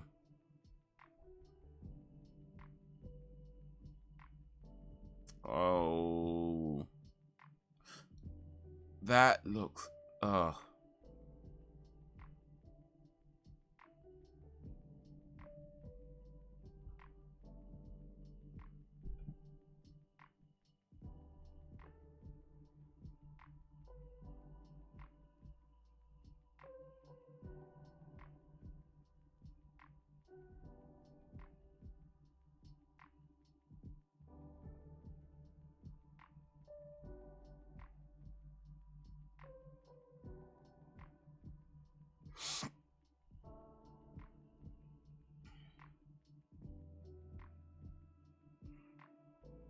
You already got Truck Turner on there, I think. I think I do, actually. Yeah, it's on my list.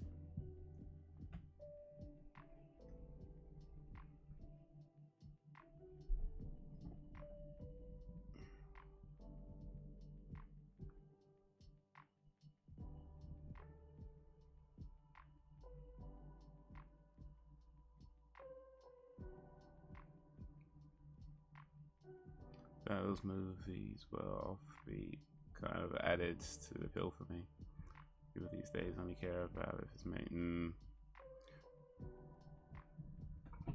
But yeah, I think part of the appeal, at least like you're saying, Jake, was that you kind of recognize that they didn't have a lot to work with, but they're doing what they could with doing the best they could with what they could,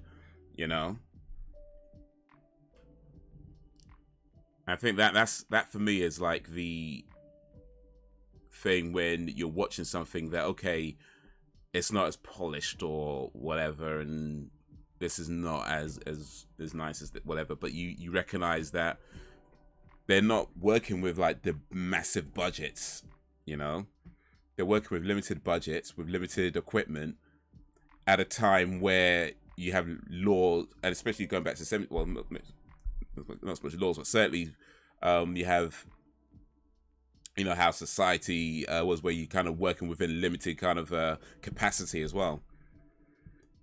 So yeah, you're really doing what you can with what you have. And yeah, Cleopatra, yeah, Cleopatra Jones. Let's check out Cleopatra Jones. The movie, but I haven't seen it. Yeah, I'm not sure if I've seen that one either, but I've seen a few Pam Grier ones. I'm not sure Cleopatra was one of them though. So now we know what happens to the body and the hand. We know the story of Sarah Fier, but now we're back in 1994.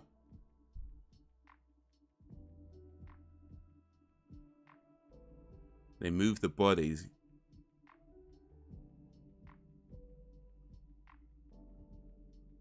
Ah.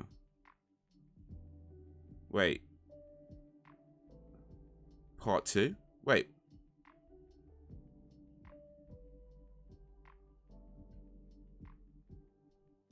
Oh, so he's related to...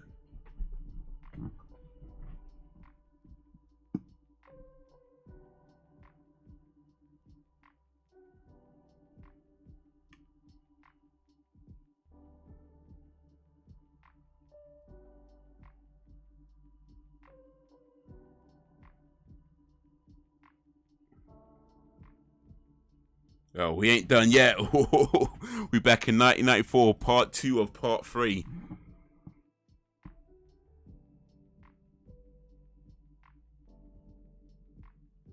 Okay, so I think I understand. She saw the story in a... I guess she lived through it in her mind or something.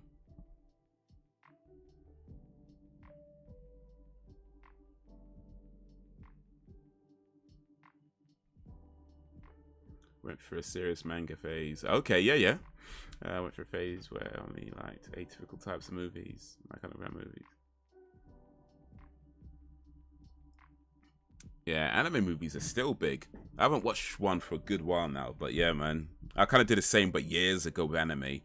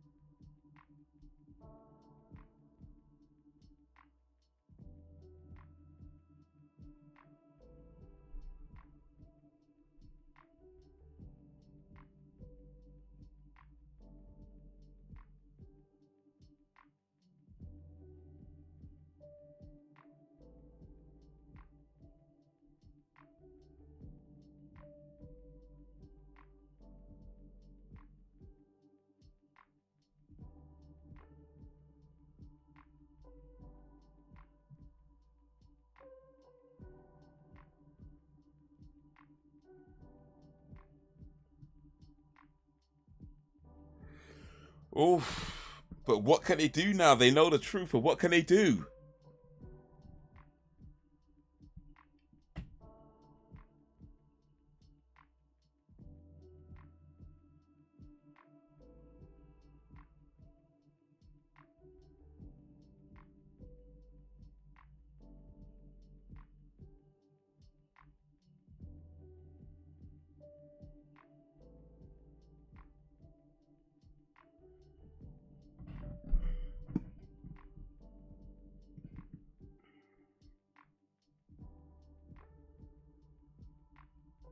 Well, what does happen now?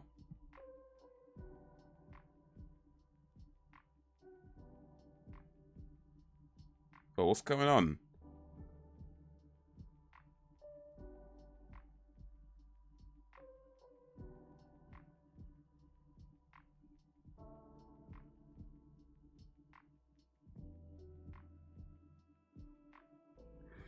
Oof, oof, oof.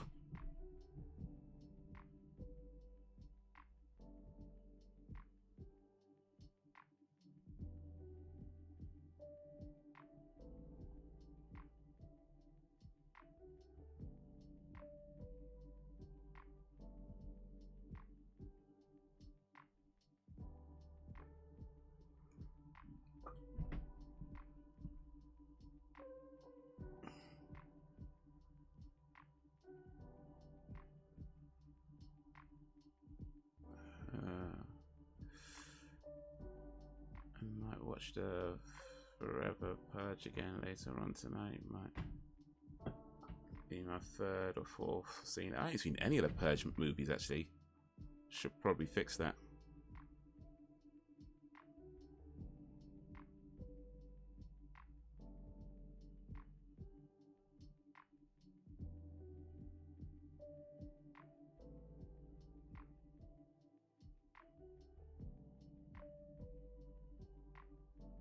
Nick Good ain't so good.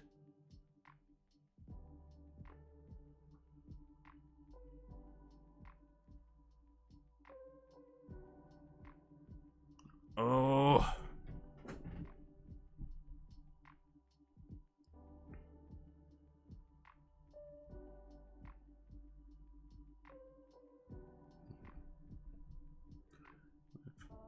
Purge trailer's good.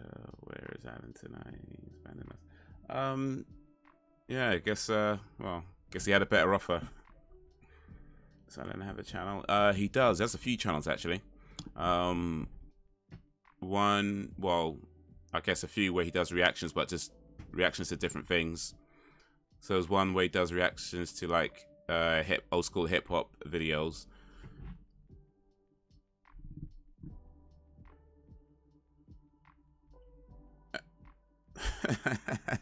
And then one when he does reactions to, I guess, pretty much everything else. Sadie, her face is so pretty. Sadie Sink.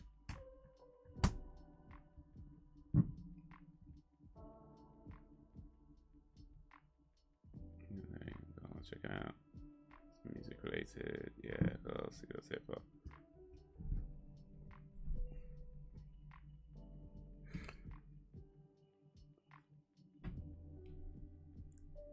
Apparently, people get Sadie Sink age wrong a lot, according to her.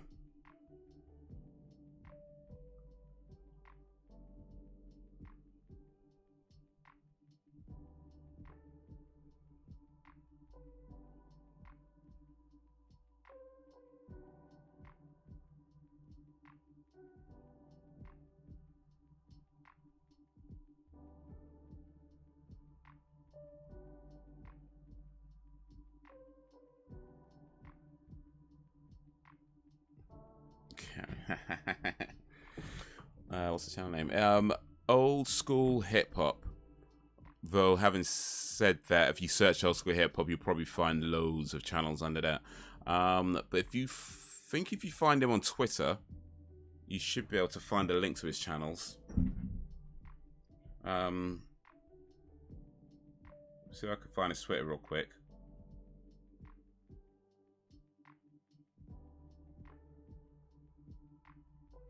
Okay, apparently doesn't have a link to his YouTubes.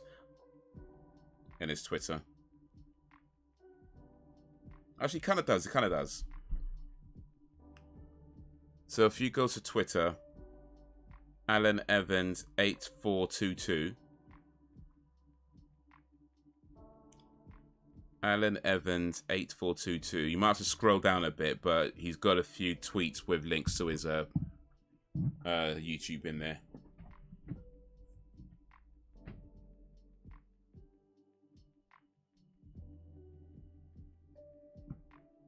Oh, is that okay? You know what?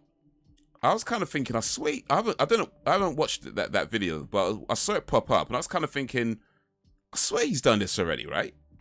So I'm not going mad. He has actually done that before. Cool, cool. I was like, wait a minute. I swear, hasn't he done that already? Okay, cool. So, is it a re-upload of an old video, or is it a new video to Ghost Love Score?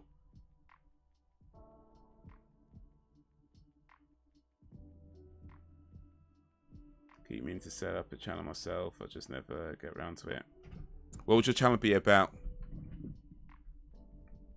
A few ones in theaters. I'm interested in seeing.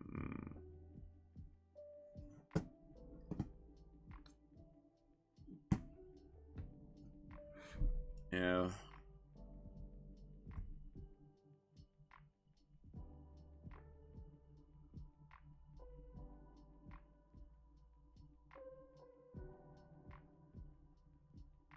Oh.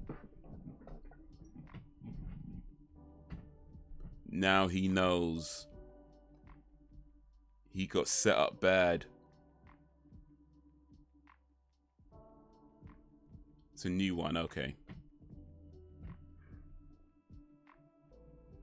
Reviewing latest gadget. Oh, cool. Cool. I do watch a few gadget channels from time to time.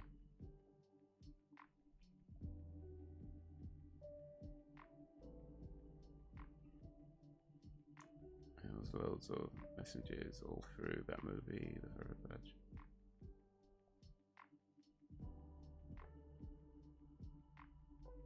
Wait. Konami code. Okay.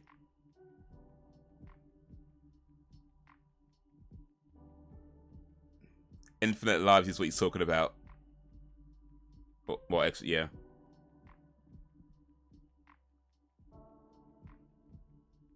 Yeah, if you know about the Konami code, you's a geek.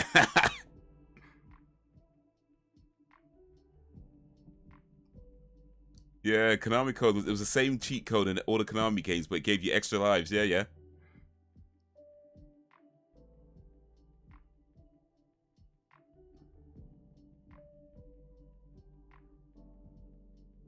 Maybe just really that's Ghost Love Score. Maybe. I mean, it's a good song. It's like 15,000 minutes long or something, but it's a good song.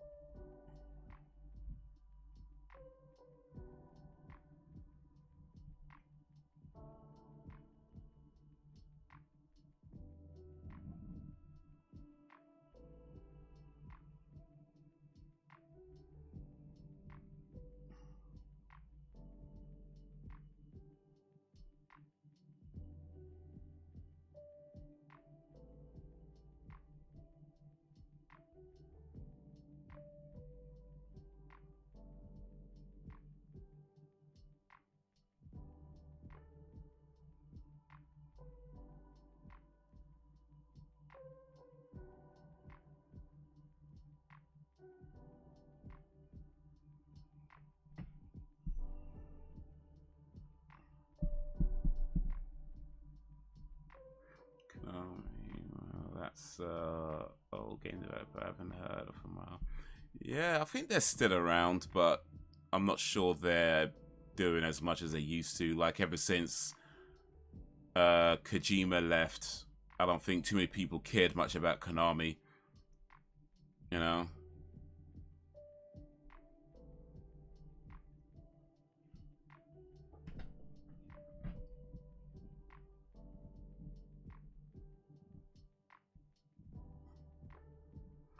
they can do these long songs, but they don't feel long. There is always so much going on and different. Yeah, no, for sure. Yeah, Ghost Love Score I think is maybe about it's more than 10 minutes. I'm sure it's like 12 minutes. I think it's quite a long one, but yeah, you could just kind of listen to it and just like let it be.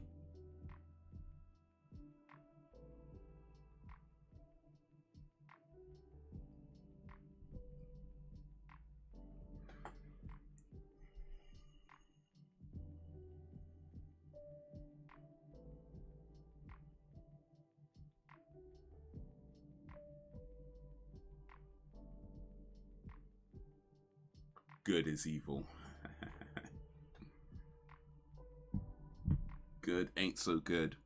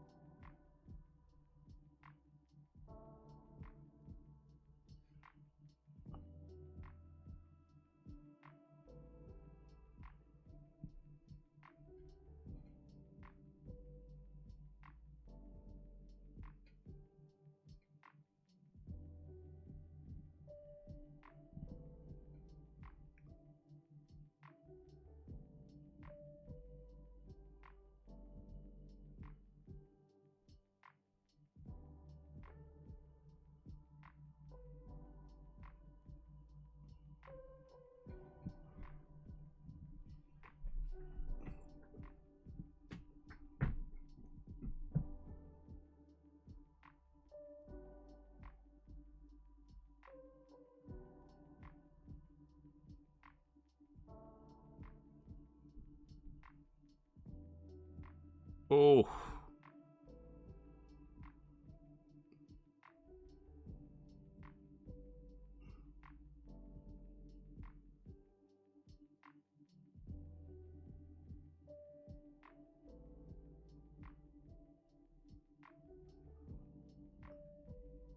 Oh, this ain't gonna end well.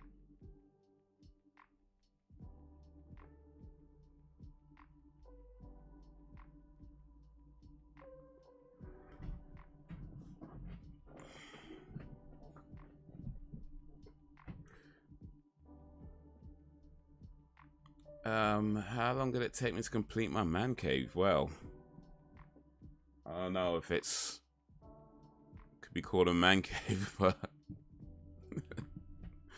I don't know. I mean, I've never really thought about it in that way. I guess I just kind of bought stuff over a period of time and just put it together. You know, I mean, right, over. Yeah, there's a correction of stuff in the background. Yeah, I mean, a lot of this stuff is like things I've bought over years, like the CDs. Those go back to like some of these things go back to like the 90s. I haven't always had this shelf. I think I bought this shelf. Maybe about. It's about a while ago now. I think actually more than 10 years. I think I've had this shelf actually. Maybe about 15ish years. I think I've had this shelf.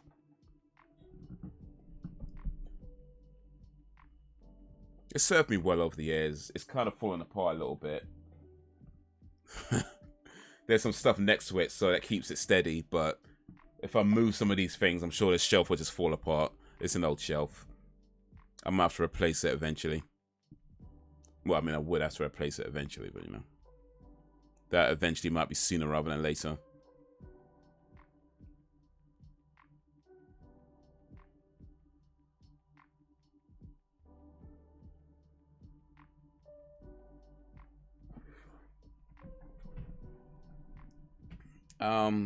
But yeah, I mean, if we're going by the things on the shelf, I guess the earliest thing I have is probably from about 1990 something, and the most recent thing I have is maybe 2000. I don't know. 18, 19, 20, something like that. So yeah.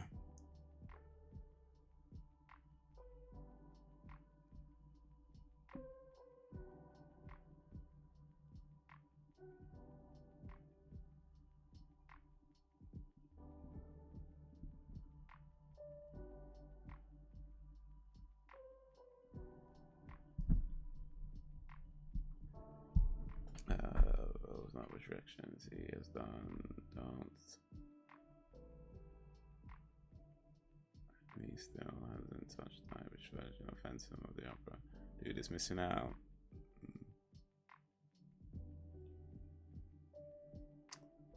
Well, maybe he's doing that now. Maybe that's why he's not here.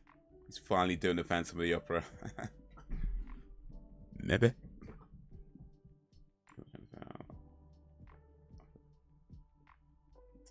I got an impressive collection also. Oh, nice. What you got in your collection, Jakes?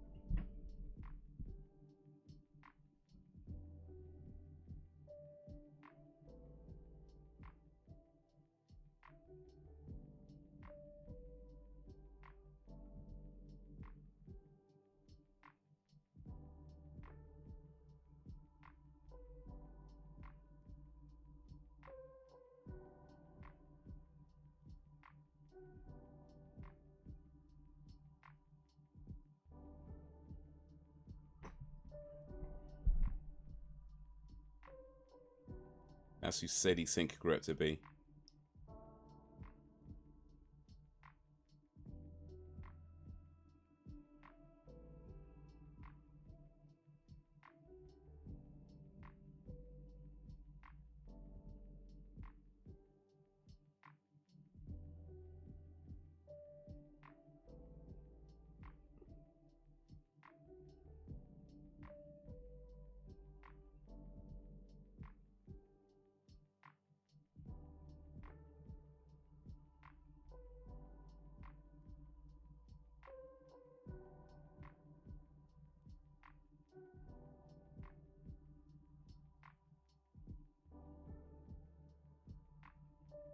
Uh-oh.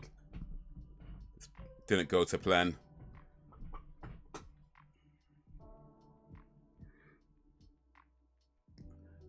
Forgive me, sure, to say if I was over in the UK, I can see folks saying to me, "Oh, dog, homie, player, my G, etc."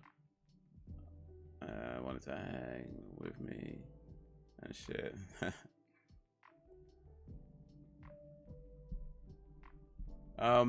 My G, yeah, I think that's pretty common. So yeah, you probably hear that. Homie player, maybe. I mean, I don't think they're as common over here. Or dog. I don't. Yeah. Or yeah, I don't think that's as common over here. But you might hear some people say it. But yeah, my G, that's pretty common. So yeah, you don't certainly hear that one. Well, my G.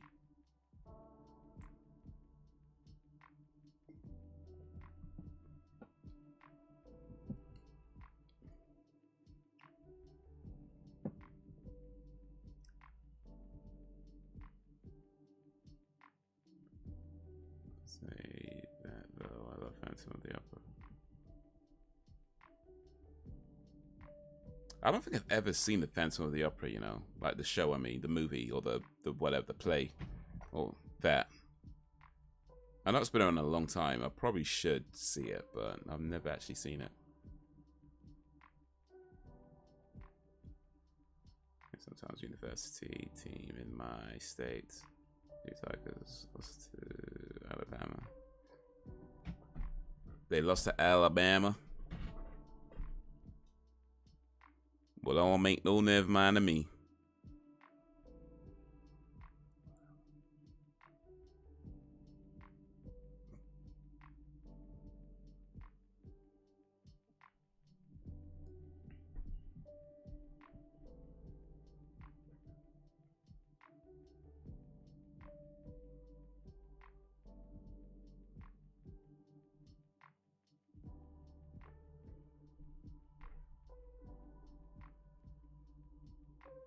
I'm a Green Bay Packers fan. Well, to see the Phantom of the Opera at a theatre. Andrew Lloyd Webber.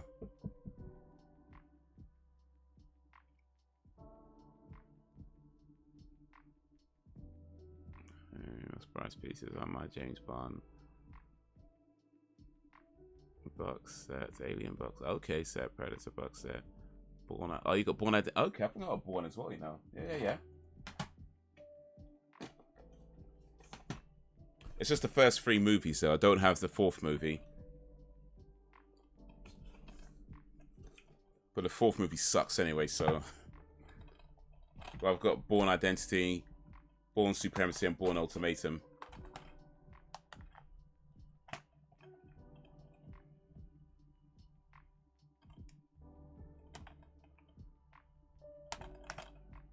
Okay.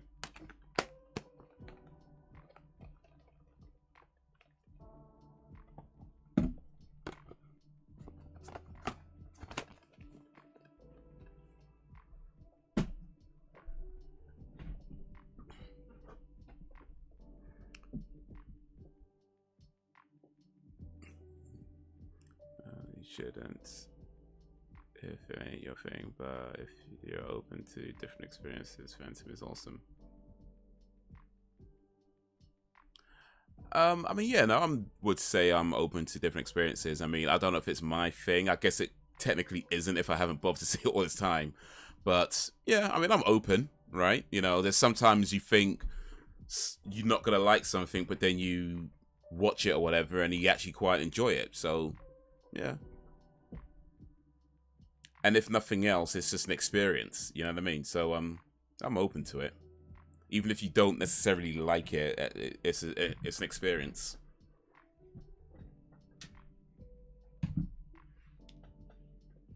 To me, I feel like art isn't always about just watching the stuff that you like, but also, you know, just experiencing something with a particular meaning that you might not have given much thought to.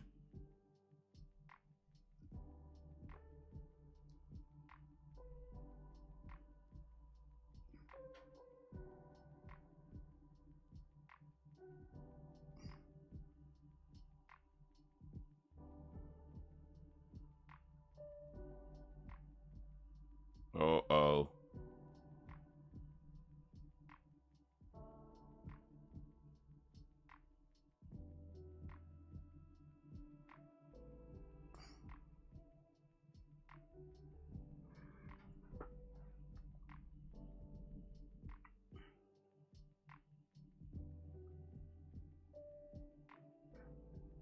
The only reason I haven't gone to see it seems to snobby or lardy dot there for me. It probably is actually. But hey, like I say, it's an experience. Yeah, oh, gangster, I'd say to them, look, y'all, Brits, I appreciate respect and love. But shit, though, I'm not well, shit much, but I'm not cool like that. Hey, listen, yeah, don't be saying that. First of all, somebody says my G. It's nothing to do with whether you're cool or not. It's just kind of like a greeting, so it ain't that deep. But secondly, if somebody pays you a compliment, take it for what it is. You know, we don't get enough compliments sometimes.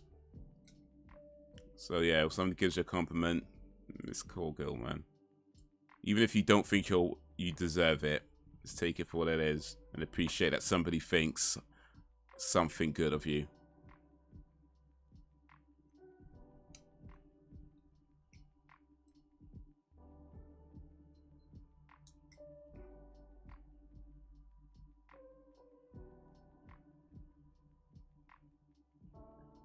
Is he gonna get an extra life?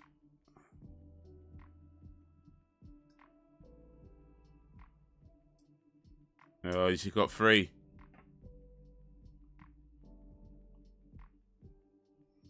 Uh-oh. Oh, no.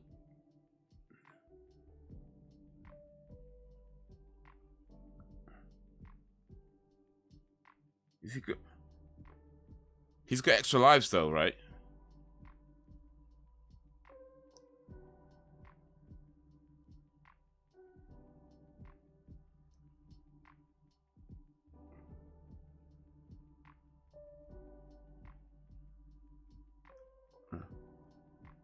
Oof.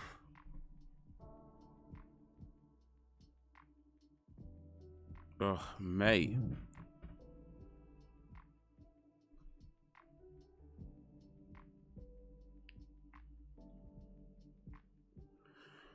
Bruh, this movie though. I'm not sure if I'm contained enough to fit in with that crowd. Nah, it's all good. Just come as you are. They can't say nothing. You paid your ticket, it's all good. People can't tell you nothing when you pay to be there.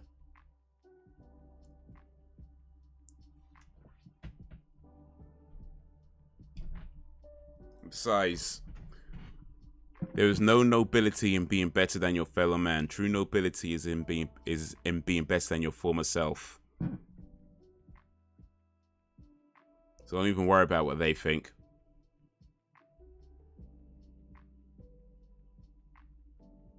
Takes over mine. It's like with Russellson. They go live in the council estate, and I'm going to smoke an eyeball, still go see Phantom. Tell other people exactly. Just turn up in your ripped jeans and t-shirts, man. And your trackies. That's how I'd go. They can't tell you nothing. People want to look at you funny, that's their business. I came to watch the show.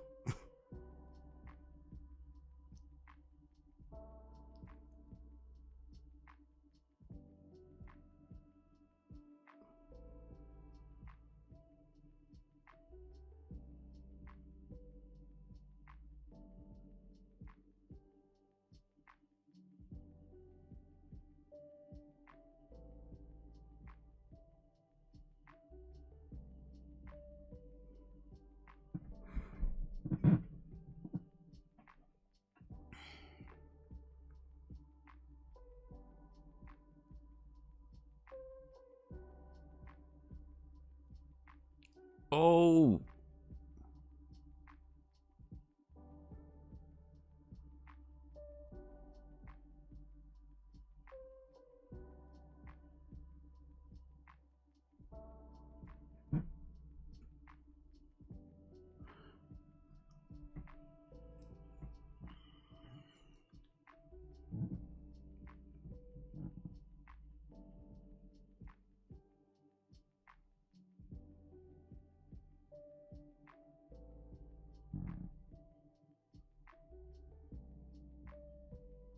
Oh, mate.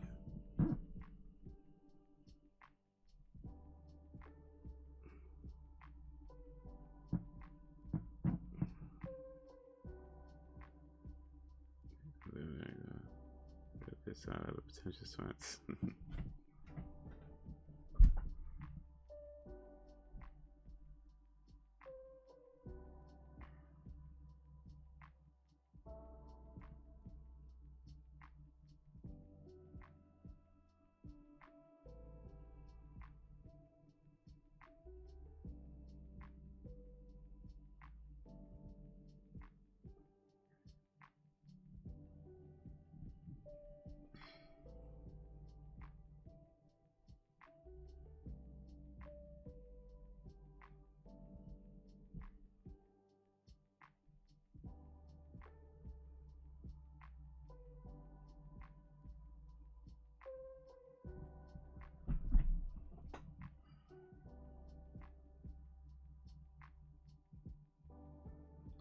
Plus, I'm bringing my own popcorn. No way I'm paying their prices for food and drink.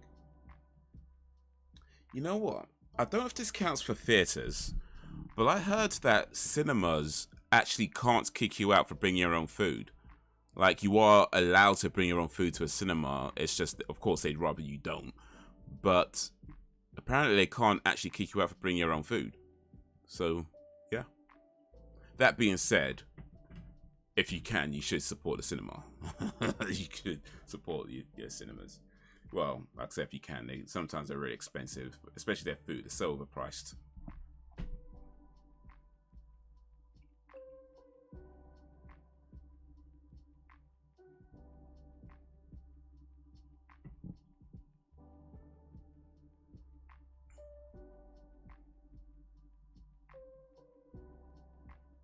Oh, the curse is lifted.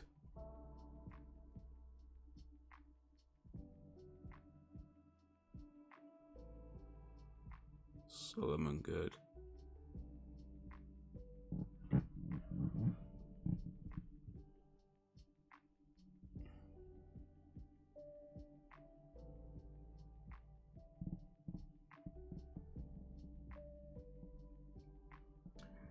True, especially in my case, being American black people would be interested and curious.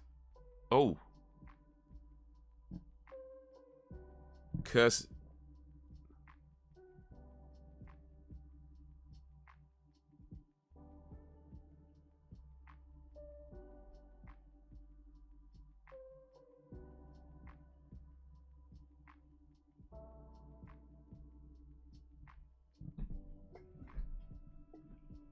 Yeah, the curse is lifted, but people still drive like jackasses.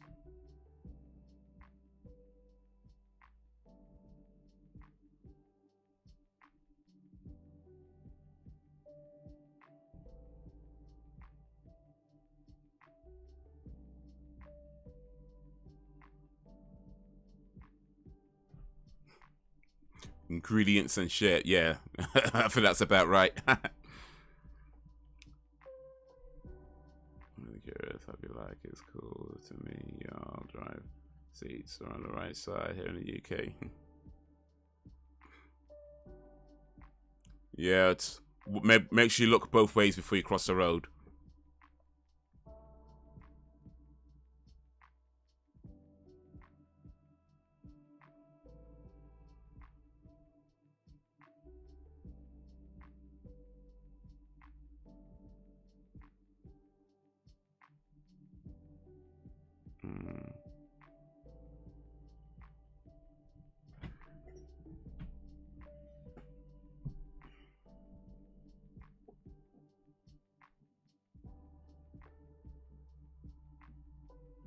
I guess it's so.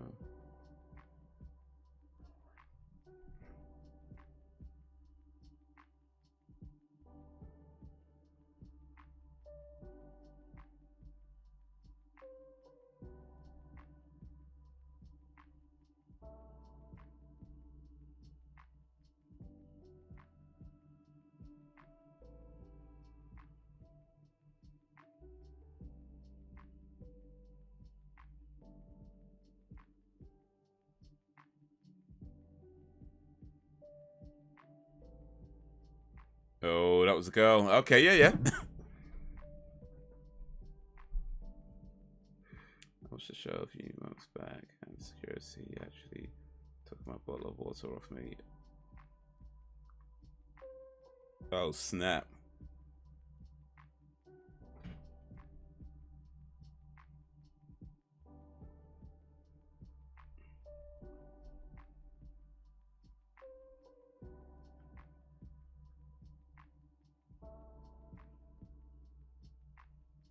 Water, you know.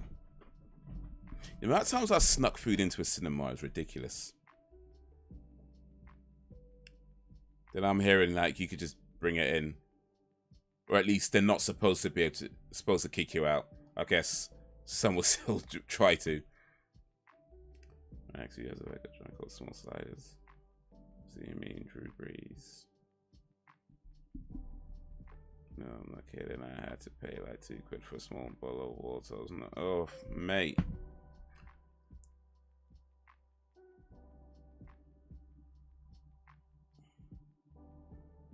Based on the Fair Street books.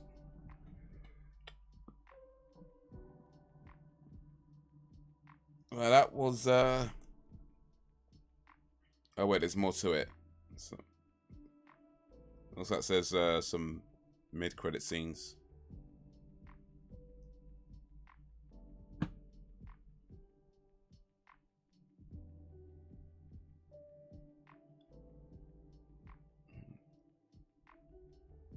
This movie I watched this tomorrow in there with Burger King, and I would dare them to take that off me. They would have been murders.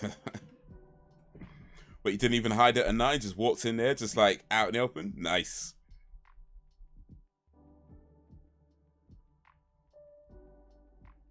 Your own snacks and ash in the movie. That's I mean, here's the thing. Like, I've bought cinema food plenty of times. Like, it's not even that I'm opposed to buying it, but real talk, it is really expensive, and sometimes, especially back in the days when I was going to cinemas more frequently. Like these days, I might just buy the cinema food because I don't go to cinema that much these days, so it's less of an issue now. But back when I was going to cinema a lot more frequently, it was like, bro, you're spending like maybe £10 on a ticket and another like £10-15 on snacks, and you barely getting anything. It was like, it's a lot, man. It's a lot. And I get the snacks is where the cinema makes most of their money rather than the actual movie itself. I get that, and I'm not unsympathetic. But at the same time, it's like, bro, man's just trying here. Uh-oh. Somebody got that book.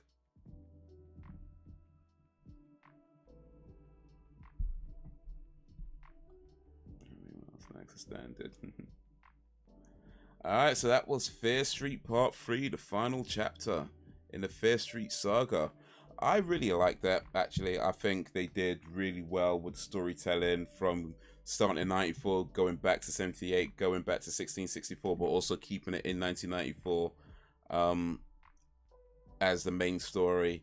But yeah, I liked how it's moving, so it's moving backwards, but also moving forward with it at the same time. And this, the movie, I don't know. I mean, this movie's about 2 hours, so I guess one movie is fine rather than split it into two parts. Two actual movies. They split into two parts anyway. But yeah, no, I thought it was pretty cool. I liked how the story kind of unfolded, and as you learn about Sarah Fier and what she went through and how it really went down, and how it was really, you know, Solomon Gudge that made the deal with the devil and ended up just blaming her for it. So she took the blame for something that she didn't do, while his family just went on to kind of prosper and benefit from that. You know, and I guess nobody suspected him over all those years, even after Sarah Fier was killed. So, yeah, and it was an interesting story, and I think it was told really well and very gruesome at times as well, especially in this first movie. So, yeah, definitely big up this series, Fear Street. I'm gonna have to watch it again, 1, 2, and 3 at some point. But yeah, man, I like that. I like that a lot. Hopefully you guys liked it too. But, you know, let me know what you think if you're watching it. What did you think of Fear Street Part 3? Hazel blinking rolled in there with my Burger King bags. That's how I roll. Nice. Let me try and catch up with the chat a little bit. I think I missed a few things. You don't have to tell me twice, dog. Hell, I've seen how y'all streets look over there by screen. Yeah, gotta be careful, man. Look both ways. I made that mistake when I was in Denmark. I was looking the wrong way when crossing the road, and damn near got run over. So yeah, look both ways.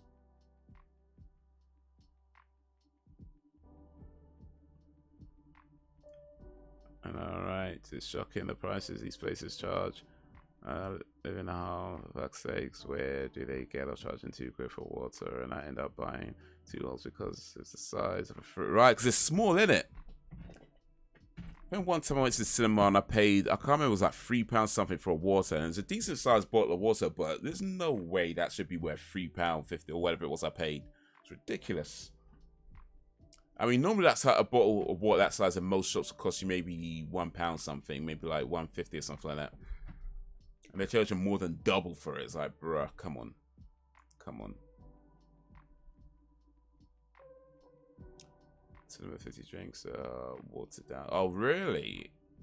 I didn't. Oh, I guess it makes sense. I didn't know that. Oh, I don't really drink too many 50 drinks to know, but okay. I guess that makes sense actually, because they give you those big cups. It makes sense that they're probably watered down heavily and still overcharge you for it.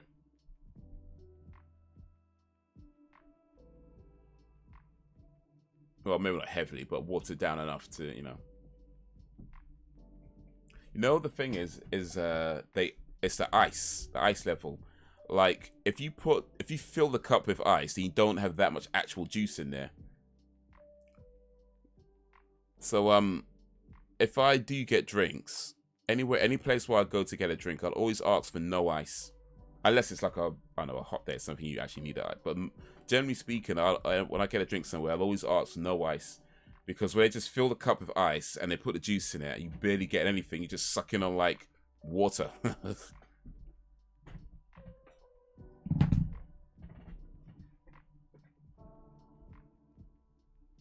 That's a charge. True. You don't play. I'm not familiar with that one. Yeah. It's all free. 2 was probably my favorite though. 2. Okay, that was 1978. Yeah, 2 was pretty cool. I think the first one was probably my favorite, mainly just because of the gruesome kills in it. But as far as maybe storytelling goes, I'd say this third one. I really like how they told the story in this third one.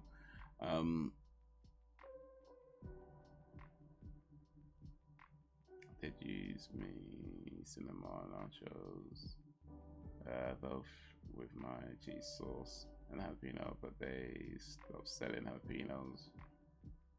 Oh mate, I like jalapenos. When I get nachos at the cinema, I get it with everything. I get the cheese, salsa, sour cream. I get it all. I get it all. I like that nacho cheese. I like it.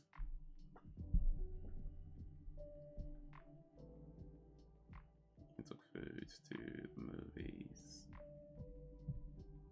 What we did is sometimes we went to a gas station that was down the street from Louisiana. Brought Regal Cinema is built on it and got some snacks. The cinema is the biggest ripoff. Oh, they are expensive though. They're nice, but they're expensive. I used to buy a pick-up mix from Wilco's and sneak them in.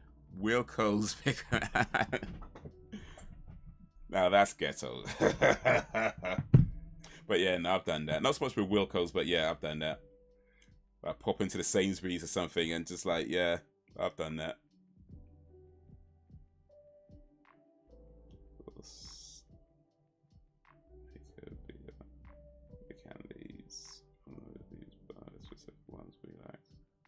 Station, so we got the candies and drinks from there. I got the popcorn and mix. Okay.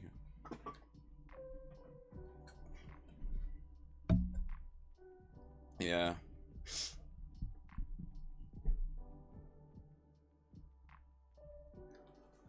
Oh, Fair Street Part 3. That was a good movie. Oh man. Oh. Yes, I did hear there's going to make a Fear Street Part 4, but after seeing this, I'm not sure what you'd do with it. I mean, I guess there's things you could do, but would it be interesting? Would anybody care? I don't know. But yeah. Wilco's Pick makes it cheaper. Yeah. Yeah, there are nachos. Yeah, there are nachos. And also jalapenos and guacamole. Yes. Oh. They don't always have guacamole at the cinema though. At least not the one when I go to cinema. They usually have like, it's like they got a cheese dip, salsa, and a sour cream. I don't think they ever had guacamole because I'd rather have guacamole than sour cream. I mean, sour cream is okay, but between that and guacamole, I'd rather have guacamole. But they never have that. Never have that. And it seems like the obvious choice for nachos, guacamole. But still, that cheese dip is nice, man. I can eat that all day.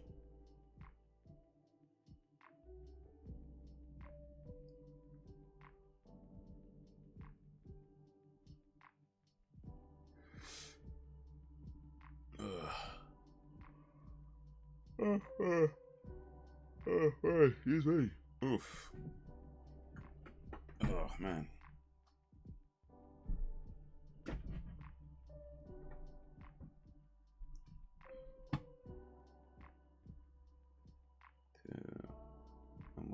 You know, cheese is just good, isn't it? Like, I feel like pretty much anything is better with cheese. right? Like anything you can think of adds cheese and it's better.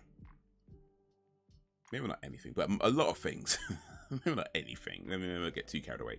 A lot of things you could think of add cheese and it's better. Sandwiches add cheese better. Burgers add cheese better. You know what I mean? You could pretty much add cheese to just about anything and it's better.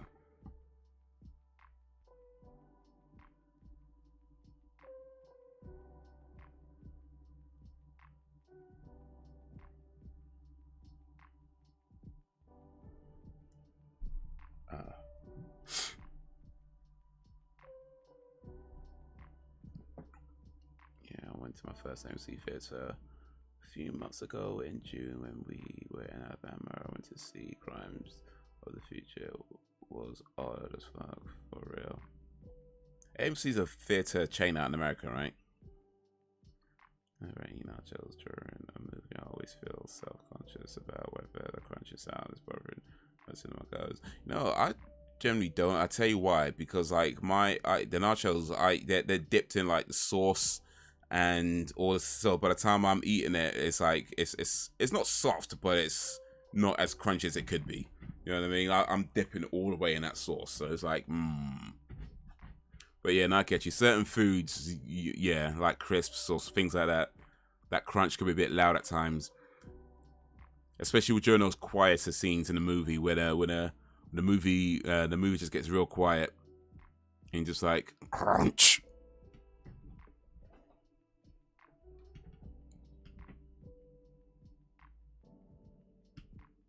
The person that will order a pizza and pay extra for extra cheese. Yeah, well, got to, man. Yeah, gas. Well, you don't got to, but yeah. Excuse me. I haven't had a good pizza for a while, actually, to be honest with you. I feel like I'm due a good pizza.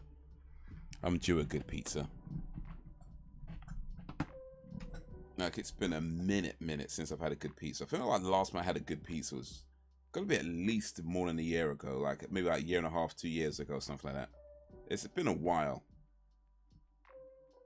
Actually, no, that's not been that long. Let me not lie. It's not been that long. I kind of remember now. I've had some decent well, actually, let me put it this way.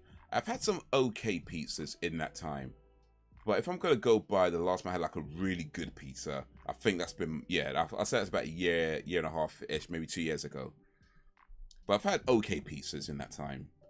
You know, I've had some okay pizzas, but a good take. You know the type of pizza where you bite into it and just like, that kind of pizza. That's been a while. That's been a good while.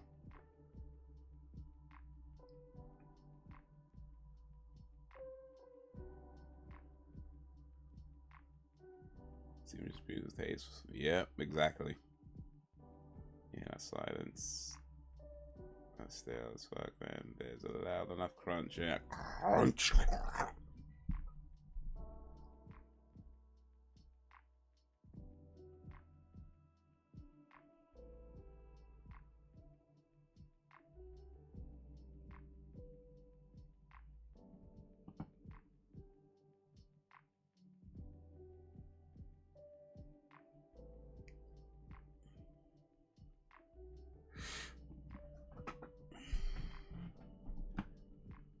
Pizza Hut quality ain't as good as it used to be years ago.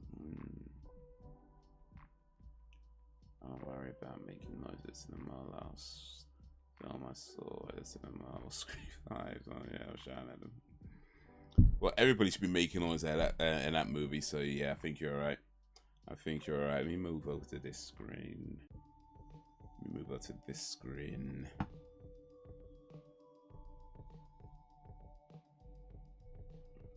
Especially if it's a comedy, action, or horror. Yeah, I guess that's depend on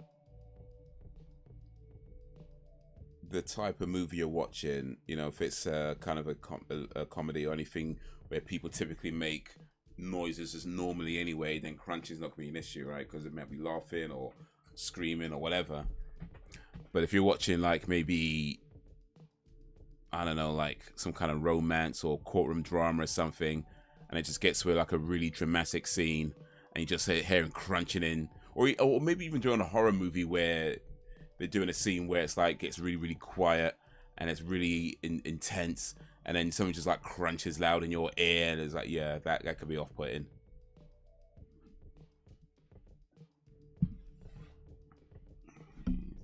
Since I had my gallbladder out, it can make me poorly, but screw it. Hey, just book the day off, you'll be fine.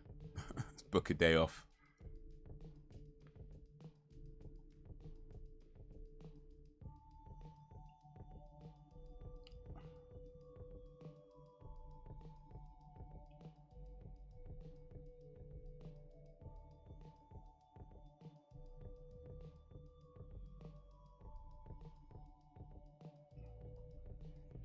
Like certain things, like like cheese, for example. I don't know if I'm lactose intolerant. Like, I don't think I am, because I can eat cheese and be fine. But there is a level of dairy that definitely, I think if I pass that level of dairy, it's gonna run through me. Like cheesecakes, for example. If I eat like a whole cheesecake, that's gonna run through me. But sometimes you just gotta be. Once you know that's the case, you just prepare yourself, innit? Like, make sure you ain't gonna do nothing for the next day or two, where you can just eat your food, enjoy it, and you'll be all right. Certain things, it's just about planning. It's just about planning, man.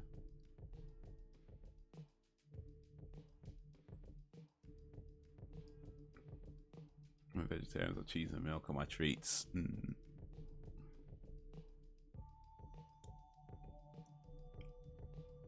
And I imagine cheesecake is a big treat for you then. I do like a good cheesecake, can't lie, man.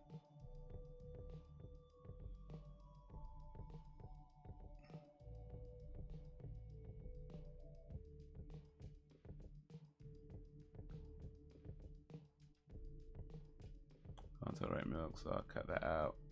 No way I'm cutting out cheese, I might as well be dead. If I drank over a pint of milk, forget about. Yeah, I'm toilet bound. Right, but you know what I mean? Just prepare for that, right? Once you know that's the case, just make sure you got the day ready, and make sure you got enough toilet paper in the house.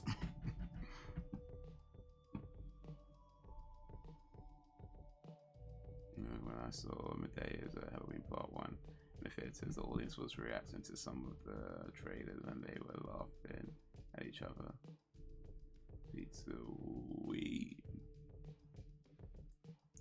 Yeah, when the audience starts laughing, that's the time to let out a fart. When everybody's laughing, just let out one big fart. It's about, no one's gonna hear it, and by the time they smell it, they might be too busy laughing at the next joke, so you'll be fine. See? Man's bare smart, you know.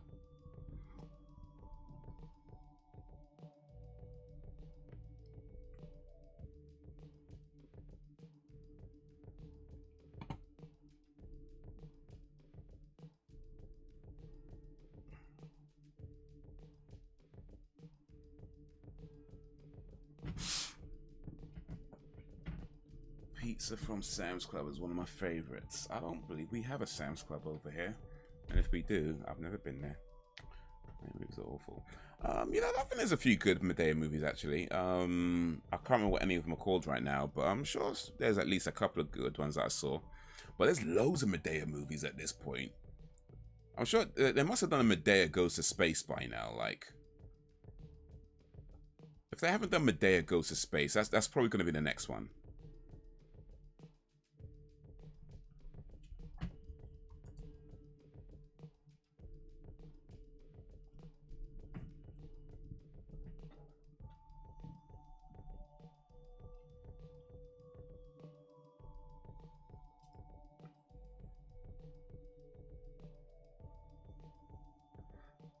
When I make mash, make it with butter, milk, and cheese, and it's banging.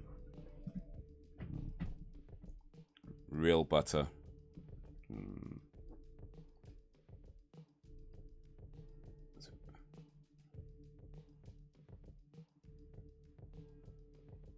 Just see it from that point of view.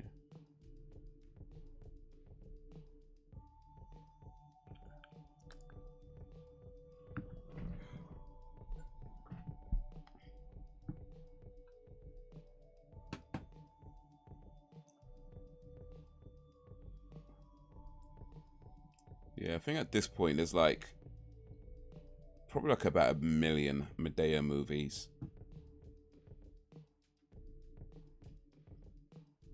And there's some where Medea is in the movie, but it's not really a Medea movie. You know, like it's like she's a character in someone else's story.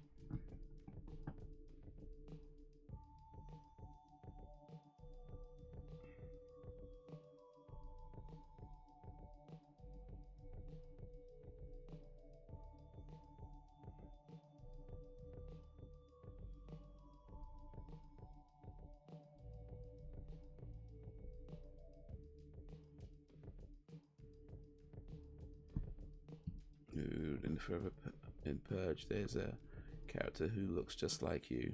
Really? So, like, you know, really handsome and suave, debonair.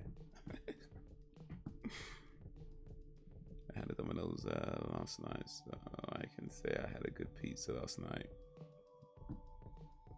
Domino's do nice pizzas.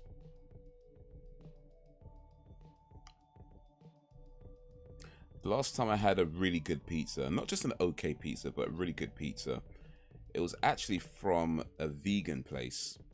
And as much as I make fun of vegans or and that kind of stuff, gotta give credit where credit's due. That was a damn good pizza. I will not lie on good food. It was a damn good pizza.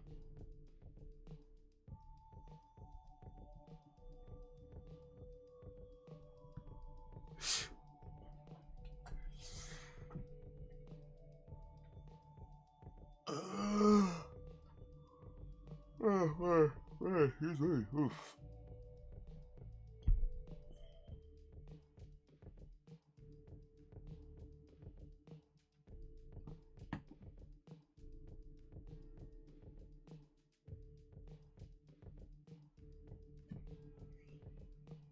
Tyler Perry has made a fortune of the Medea movie, so I can't blame him for making them.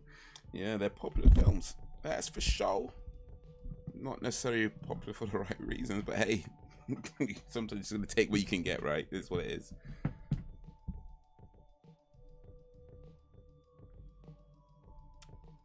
Belgian Dan. Belgian Dan, the man with the plan.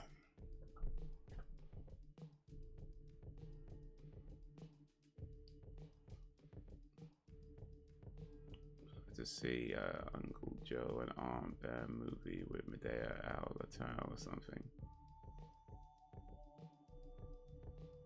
Vegetarian food has become very popular now. I remember years ago, if you was vegetarian, you didn't have much choice. Yeah, I think a big part of that, and I get, well, I'm sure you know more about it than I do, but it seems to me at least a big part of that is the vegan movement. You know, there's been a massive vegan movement and a lot of, like, you know, vegan restaurants coming up, and vegetarian isn't, I mean, I know it's not the same as being vegan, but it's similar. Certainly vegetarians could eat at vegan restaurants with no issues, right? Whereas vegans can't always eat at vegetarian restaurants without some issues. But yeah, I think it's because there's been a big vegan movement. You know, a lot of places have sort of looked at their menus, and because before you might just get, like you say, not much choice. It might be just like the veggie burger and that's it. You know what I mean? You go to a shop and out of all the choices, they've got like beef burgers, chicken burgers, beef and chicken burgers, you know, all these different like options, and one with hash browns or whatever.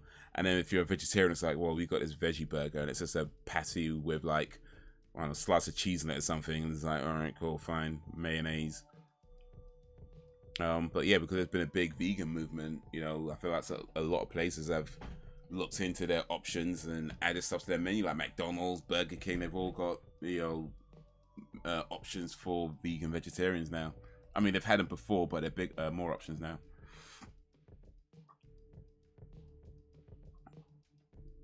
This barbecue pizza I had last night hit all the right spots. Oh, that sounds nice, actually.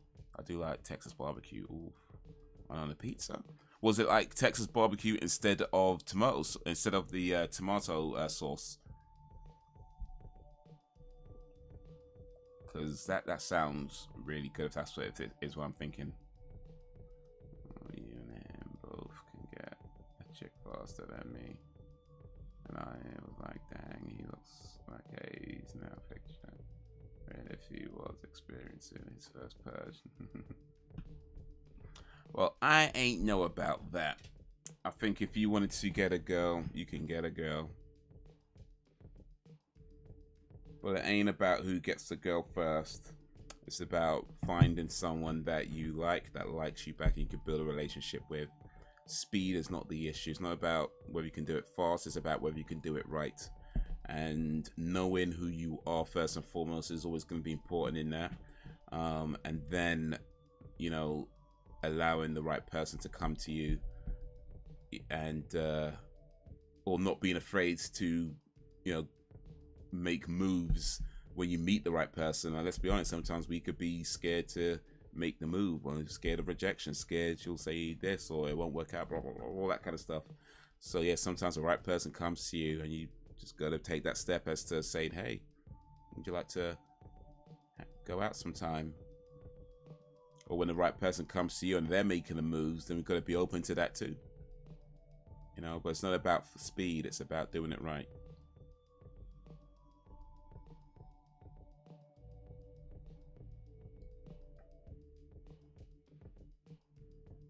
Yeah, people wouldn't take the piss out of vegans if they didn't act all high and mighty.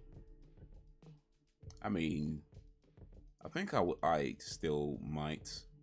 Well, yeah, no, maybe not so much out of vegans. Definitely out of vegan foods though, because some of those options are like, bruh.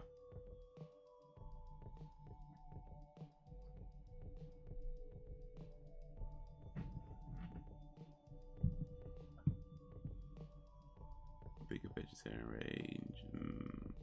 Some Tyler Perry's better ones. And Medea's family reunion in 2006, and family that praise. The family that praise. It was, and it was banging. Oof. Yeah, that does sound nice. Say my favorite Tyler Perry movie, or I don't know if it's my favorite Tyler Perry movie, but I think certainly what I feel is one of his better movies. It's called, oh, what's it called? Oh, what is it called? I mean, I know it's called Tyler Perry's something or other because the dude puts his name in every single one of his damn movies. So it's Tyler Perry's...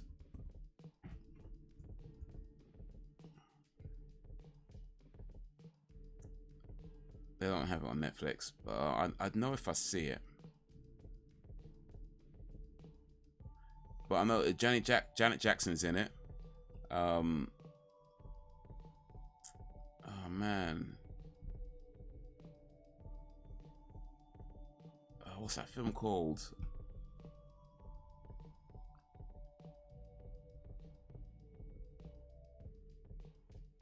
Damn, I forgot what it's called, but yeah. It's a solid film.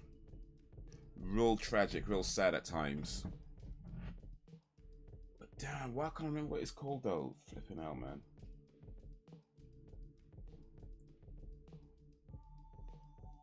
Michael Ealy is in it.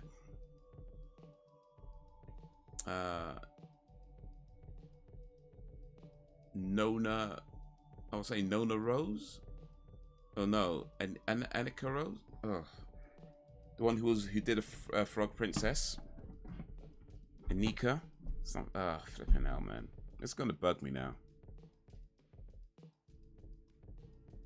If I was single now, I would stay that way. Dated in today's society. No, thank you. Yeah, it can be tough. I was talking to a lady from America the other day, yesterday actually, and I don't know how old she was. You never told me her age, but I'll guess in maybe late 20s, early 30s. But she was talking about, you know, sort of the dating world and her experiences in dating, and yeah, it's a like the whole app thing. Boy.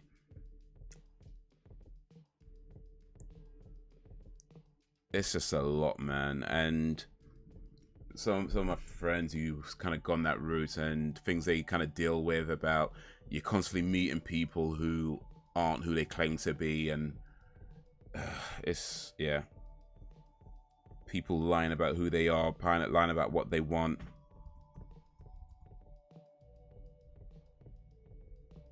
Yep, true that, and there you go, sir. You got the looks and the wisdom. Wisdom due to your age. Well, I know a few things. I don't know about wisdom.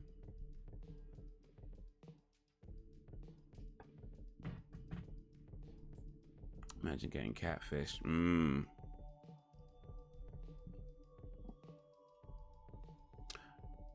I think the closest I got to being catfished, and I don't want to say I was catfished because I don't, in my mind, I don't think it was that. At least certainly not intentionally anyway. But I remember I did go on a date with this girl once years ago, and when I met her, she didn't quite look like her. I mean, it was the same person. It weren't like that. It was the same person, but she didn't quite look like how she did in her photos. And you know what? It's not even like she was.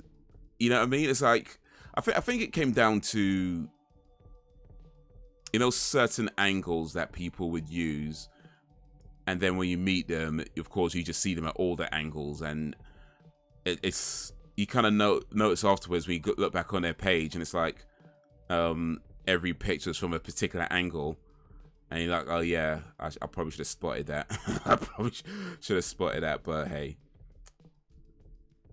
it is what it is. Maybe it was deliberate. I don't know.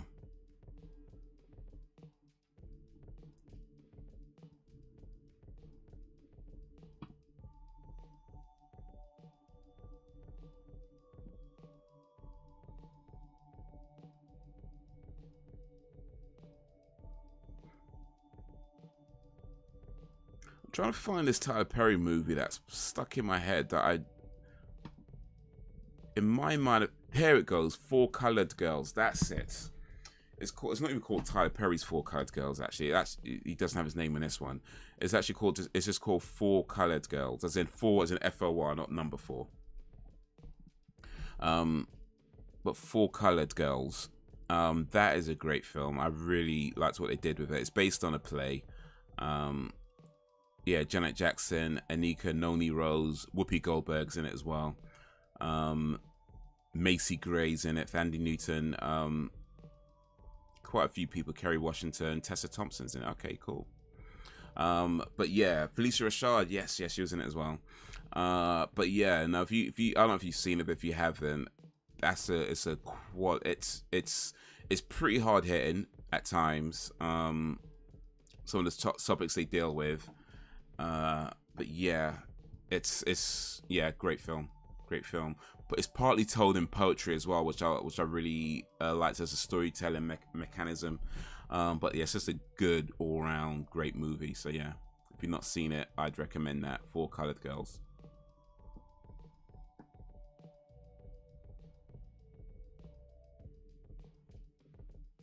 Yeah, they use Flannery angles. I'll be fine. I have Netflix and these Monday night streams. True, but sometimes, you know, you need a little meat in your burrito. You know what I'm saying? Like, it's just, right? You need a little meat in your burrito.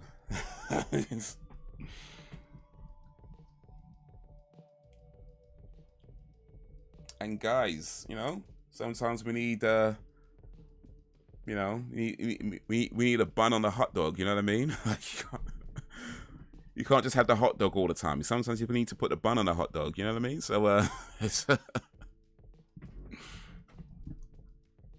it's good to be alone at times. I'm not saying that. It's good to have alone time, but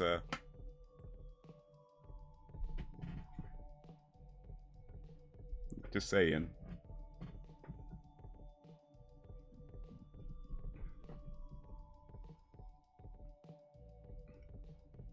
There are toys for that. Well, I guess that's true.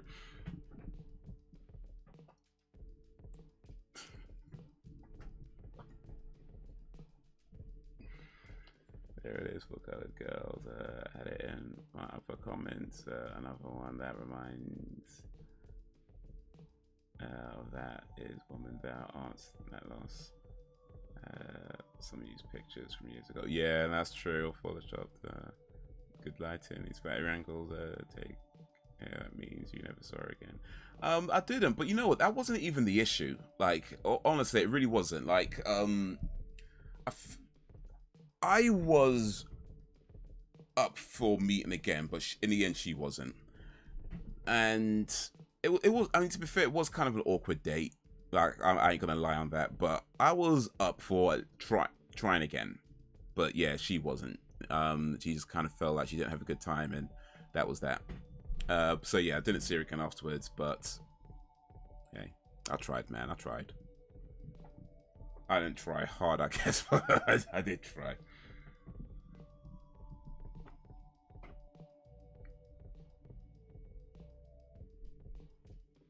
So there's no substitute for the real thing. You can't beat the real thing. Well, I mean, you can beat the real thing, you know what I'm saying? You could... But yeah. Years ago, there was a 15-year-old girl in a chat app I still have. I installed it for a little while. When I saw her, I was like, in my head out, nah, parents really need to monitor the apps. I can honestly say I've never used the filter. What, not even in your coffee?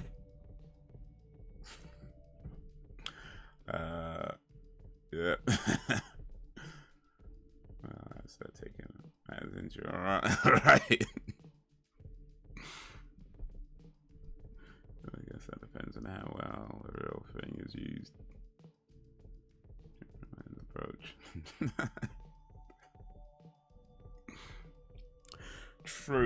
True. I mean,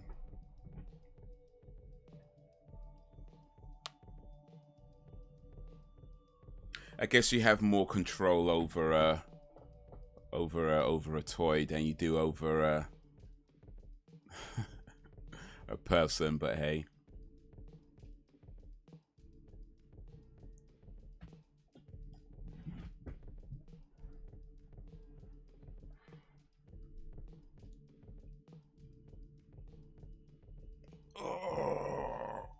Ugh.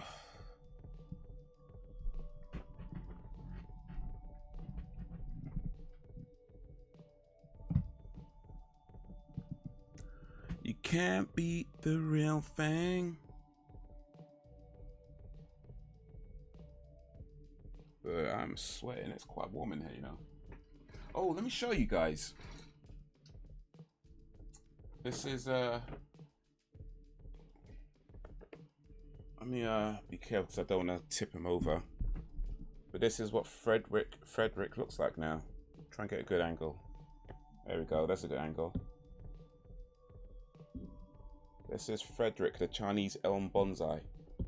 It is what, nearly 2 months from when I planted him. So this is nearly 2 months old.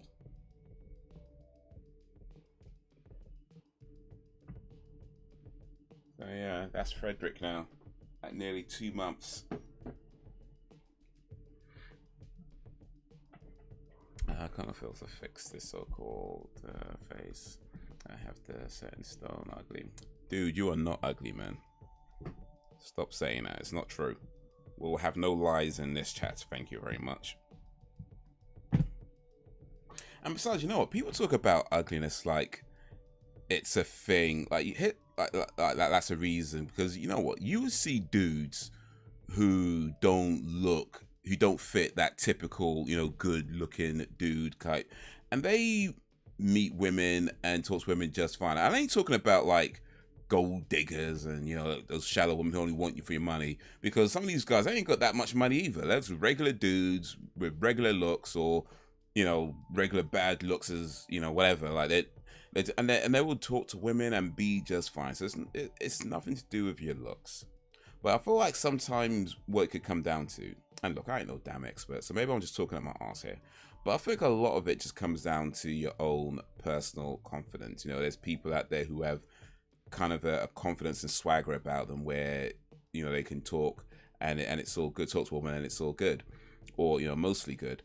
Whereas if you start to believe that you're ugly and that's the reason why girls don't like you, then that energy is going to carry, you know what I mean? That energy is going to carry. Dude, you are not like, there's dudes like I say, first of all, I don't think anybody's ugly, as corny as that sounds, but like in terms of like meeting that beauty standard of looks, like, mate, there are dudes that are like who are far much further away from that than you are, and are fine. So it's like you're not ugly, dude. Come on, you're not. I will have no lies in this chat. Thank you very much. You are not ugly. Okay.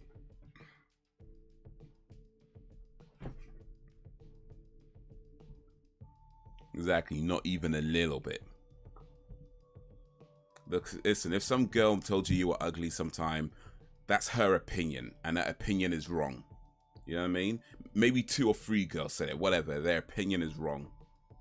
And even if, and here's the reality is that it doesn't matter what you look like, there's always gonna be somebody who don't find you attractive. That's just facts. Even the best looking, you know, the best looking guys in the world out there, there's people that don't find them attractive. That's facts. Not everybody is gonna find you attractive just anyway. You know, so yeah, some girls think you're ugly, okay, whatever. That's their opinion. Promise you, there's plenty of women out there that don't.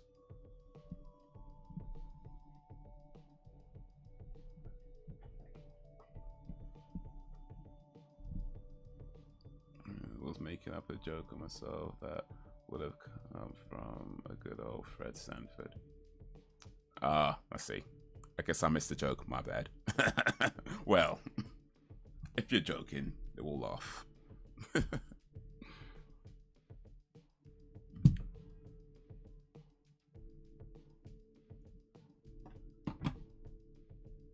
off your jacket, the temperature is high in your place. Yeah, I should probably do that. That might be a smart move, isn't it? That might be a smart move. Each their taste and need. Man, like I would get one of those gentlemen. I don't want gentlemen. I like being manhandled, but society don't like that. Okay, Sam like it rough, huh?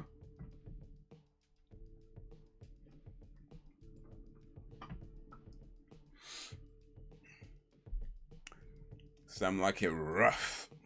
Well.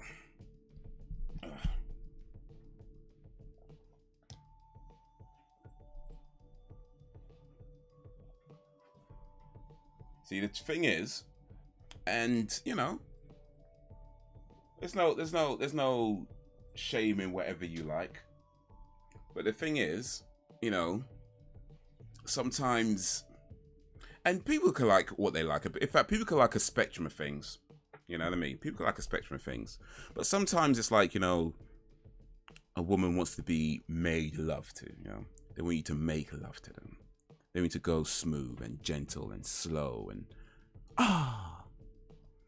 And other times women just want to get fucked. You know what I'm saying? They just want to get fucked. There's nothing wrong with liking both. You can like both. Sometimes you want one, sometimes you want the other.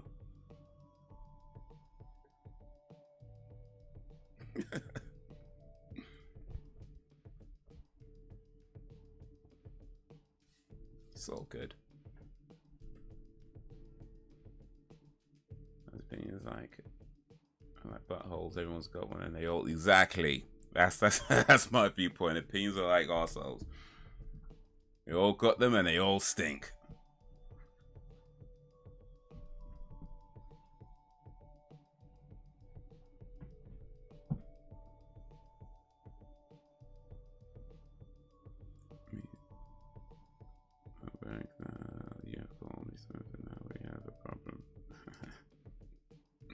Yo, yeah, it's not Samantha. It's Sam.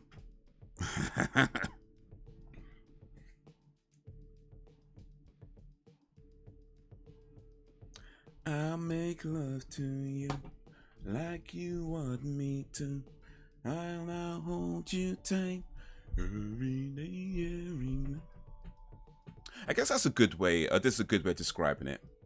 Some women like Boys to Men, and some women like.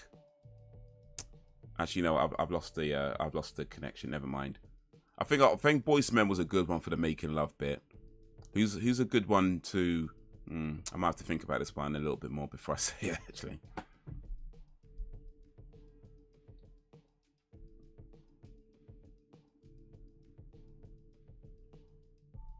Oh, here's one. Here's one. Wait. No.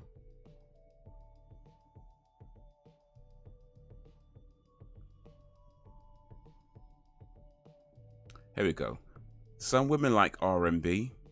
Some women like gangster rap. I think that's a good way of putting it. I think that's a good way of putting it. Some women like R&B. Some women like gangster rap. And some like both.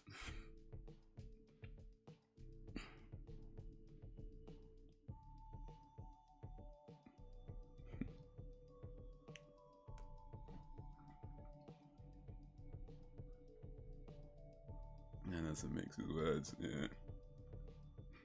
Hey. Belgian Dan the man. Thrash metal. Well, literally just thrash around like.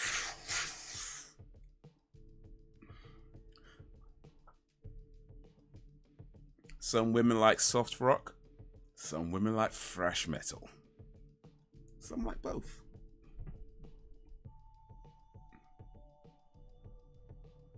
Back in 6th grade, I asked the girl if I looked plain or ugly to her, and she said, "Baby, you look both." Looking back now, that was comical. Hey. What's 6th grade, like 12 years old? You know, this one ranks. Yeah, so smile, 29 plus. Boy, if you got a new king, that VAT might go up as well. Like, what's going on? I mean, they haven't said nothing yet, but I'm just saying, like, who knows what kind of changes this dude's gonna make.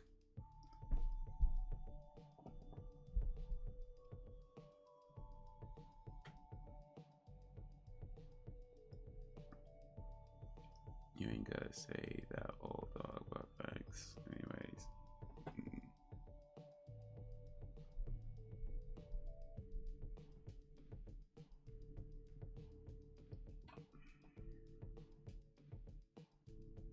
That was my bad.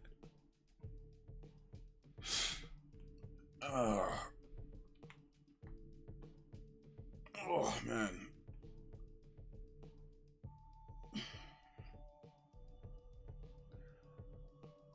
It is almost 12. Alright. Gonna start winding down, man. Gonna start winding down. But we had some fun, man. We had some fun. Watched the movie. I liked the movie. I think y'all liked the movie too. We talked a little bit, and that was cool. The Sims of today, though, asking permission to do things, that's a turn off. Just do it. You know what? I remember saying something similar. Was back when I was a bit more active on the poetry scene. I remember saying something similar to that, and I think some people got what I was trying to say, and but yeah, I think quite a few people did not. But effectively, what I said is that consent isn't always a verbal yes, you know. And the way we communicate, the way people communicate with each other, can be as simple as it is complex at times.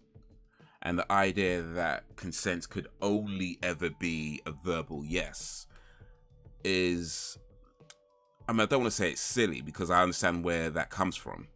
But at the same time, it doesn't apply for every situation, you know. And now that being said, definitely make sure you get, you know what I mean. Don't be out here going, well, I thought she's, you know what I mean. Don't be dumb about it. Don't be dumb out there. You know what I mean. And especially if you don't know the person that well, don't be dumb. But yeah, I don't believe consent is always a verbal yes. I think we can agree to things without actually saying we're agreeing, and when you vocalize certain things, it kind of kills the mood in a way, not because it's not sexy anymore, but it just kind of takes away that connection, because sometimes you connect with people on a level that isn't spoken, but the moment you vocalize it, it takes away that connection. You know what I mean? And so yeah, like I mean, like I say, don't be dumb out there. Don't be dumb. But I feel like you can agree for things. I think it's the way. I mean, if you kind of know, and it's like, for example, I'm sure a lot of guys have done this, or maybe it's just me. I don't know. We'll see. But you've got the impression that a girl likes you, right? And you're feeling like it's a good moment to try and kiss her. So you lean in for the kiss, and she pushes you away, or she rejects you, or whatever. You read the signals wrong. You know what I mean? That happens. It sucks, but it happens. Okay, lesson learned. Now, I ain't saying because you felt some kind of way you have to force yourself on her. No, of course not. Clearly she doesn't want it when she's pushing you away. That's a clear signal of a no. Whatever signals you may have thought or before, that's a clear no when she's pushing you away. But she's not pushing you away, and maybe she's putting her hands back on you. You know, maybe she's got her hands on your face or on your back. Maybe on your behind. I'm just saying. There's some things, there's ways we communicate that go beyond words. But yeah, be careful out there. Don't be dumb. Don't be forcing yourself and people going, well, Haze said you don't have to. No, don't be dumb out there. Okay? Don't be dumb.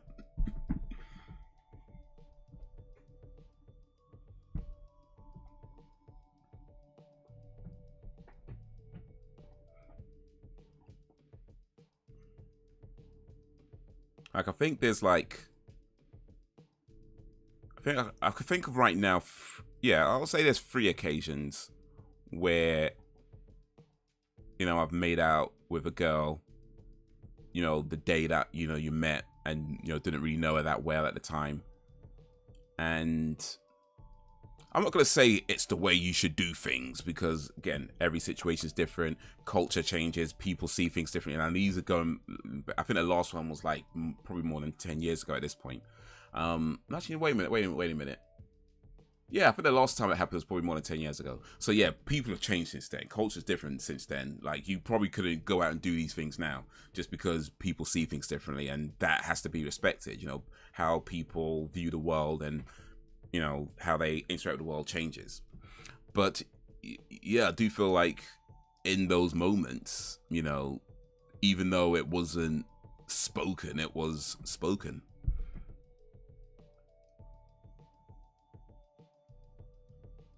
But yeah, don't be dumb out there. Don't be dumb. Don't be trying to force yourself on people. There's no, that's never okay.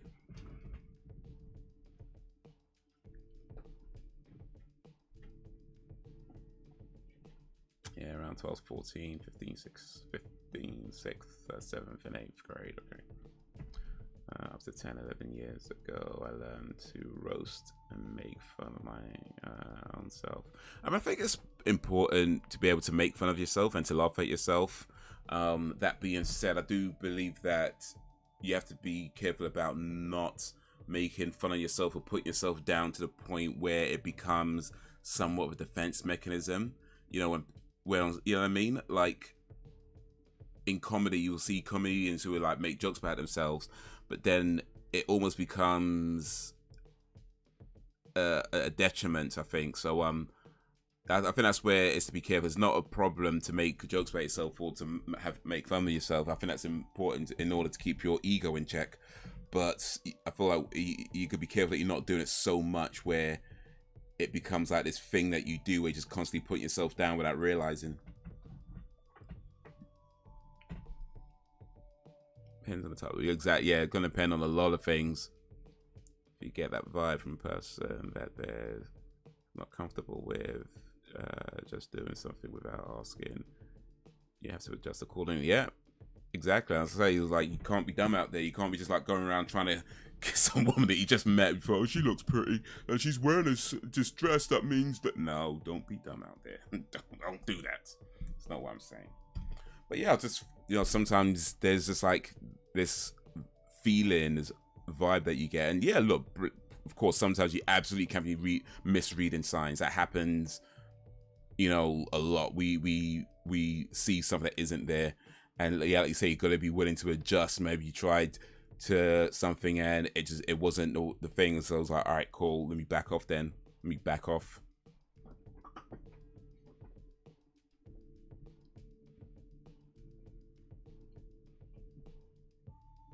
Ooh, easy, man. Yeah, I've had years and years of practice. Yeah, be careful with that, man.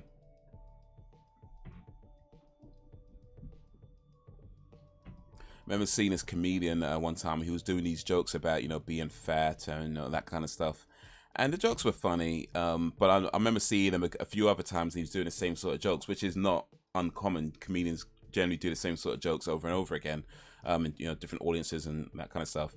But it kind of occurred to me that on some level, and I don't know if this is true because I don't know the comedian that well, but it did kind of a thought occur to me that on some level, are you purposefully staying big because it means you could keep making these jokes about yourself, whereas if you did something about your weight, you won't be able to make those jokes anymore? You know what I mean? And I think there's a danger in that, where we become reliant on something that might not actually be healthy for us. So although it's good to be able to make fun of yourself and to not take yourself too seriously and that kind of thing, at the same time it's balancing it out with not doing things that either damage you physically or mentally, or spiritually, or things like that, and you still be able to keep your health in check. Sounds like a catch-22. Yeah, you're damned if you do, you're damned if you don't.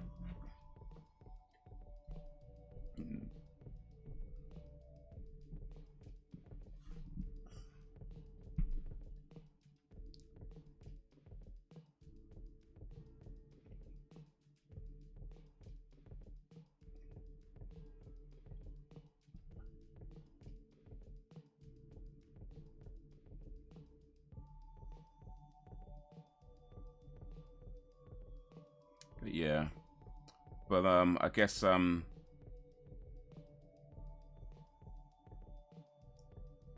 main message that I'd have today, that if nothing else, just don't be dumb. Okay, don't be dumb. I used to get hit on a lot, and if I wasn't interested, I was brutally honest at times. I could be such a bitch back then. But in my defense, I came across a lot of creeps.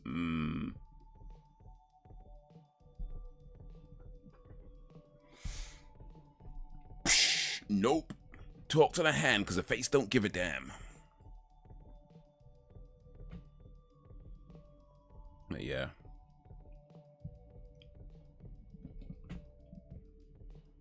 You've got to appreciate the likes, man. Big up for all the likes. Are you dumb? Favorite one of it. JME, Are You Dumb? Have I heard that one? I'm not sure I've heard that one yet. I might have to go check it out. I like JME though, he's cool.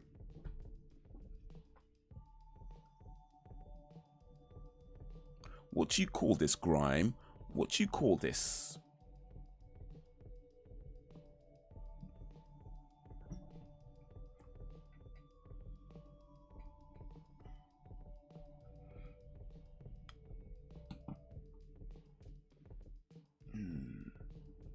But yeah. And on that note,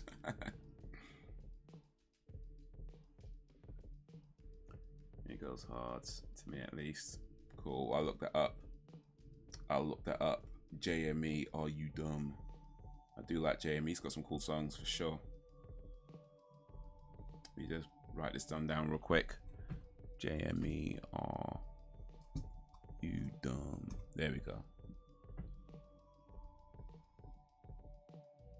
Featuring Wiley. Nice. Cool. Wiley, Temper Tea and Cookie. This one guy who was a taxi driver once asked me to take the night off work to be with him, and he would pay me. Bruh.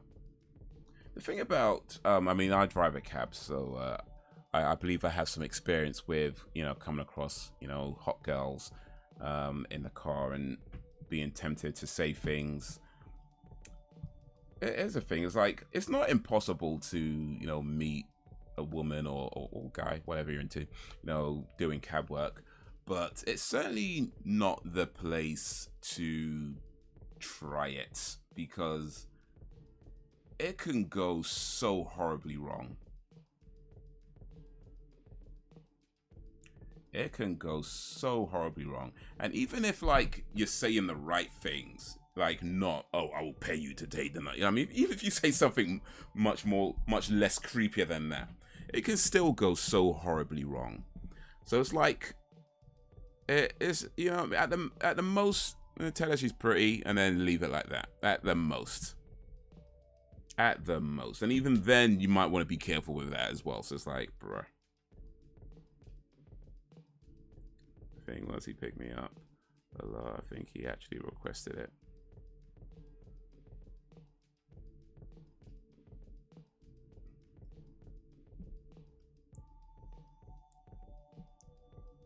Yeah. On to the fish like that right out.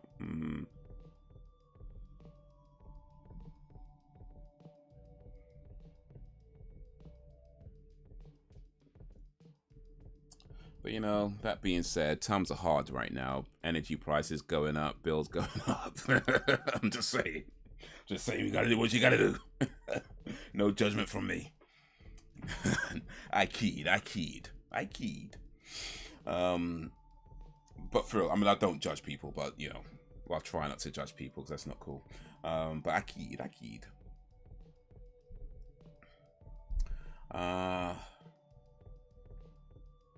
Yeah, he did have me free lifts once, so ain't no bad. Oh, that's nice at least.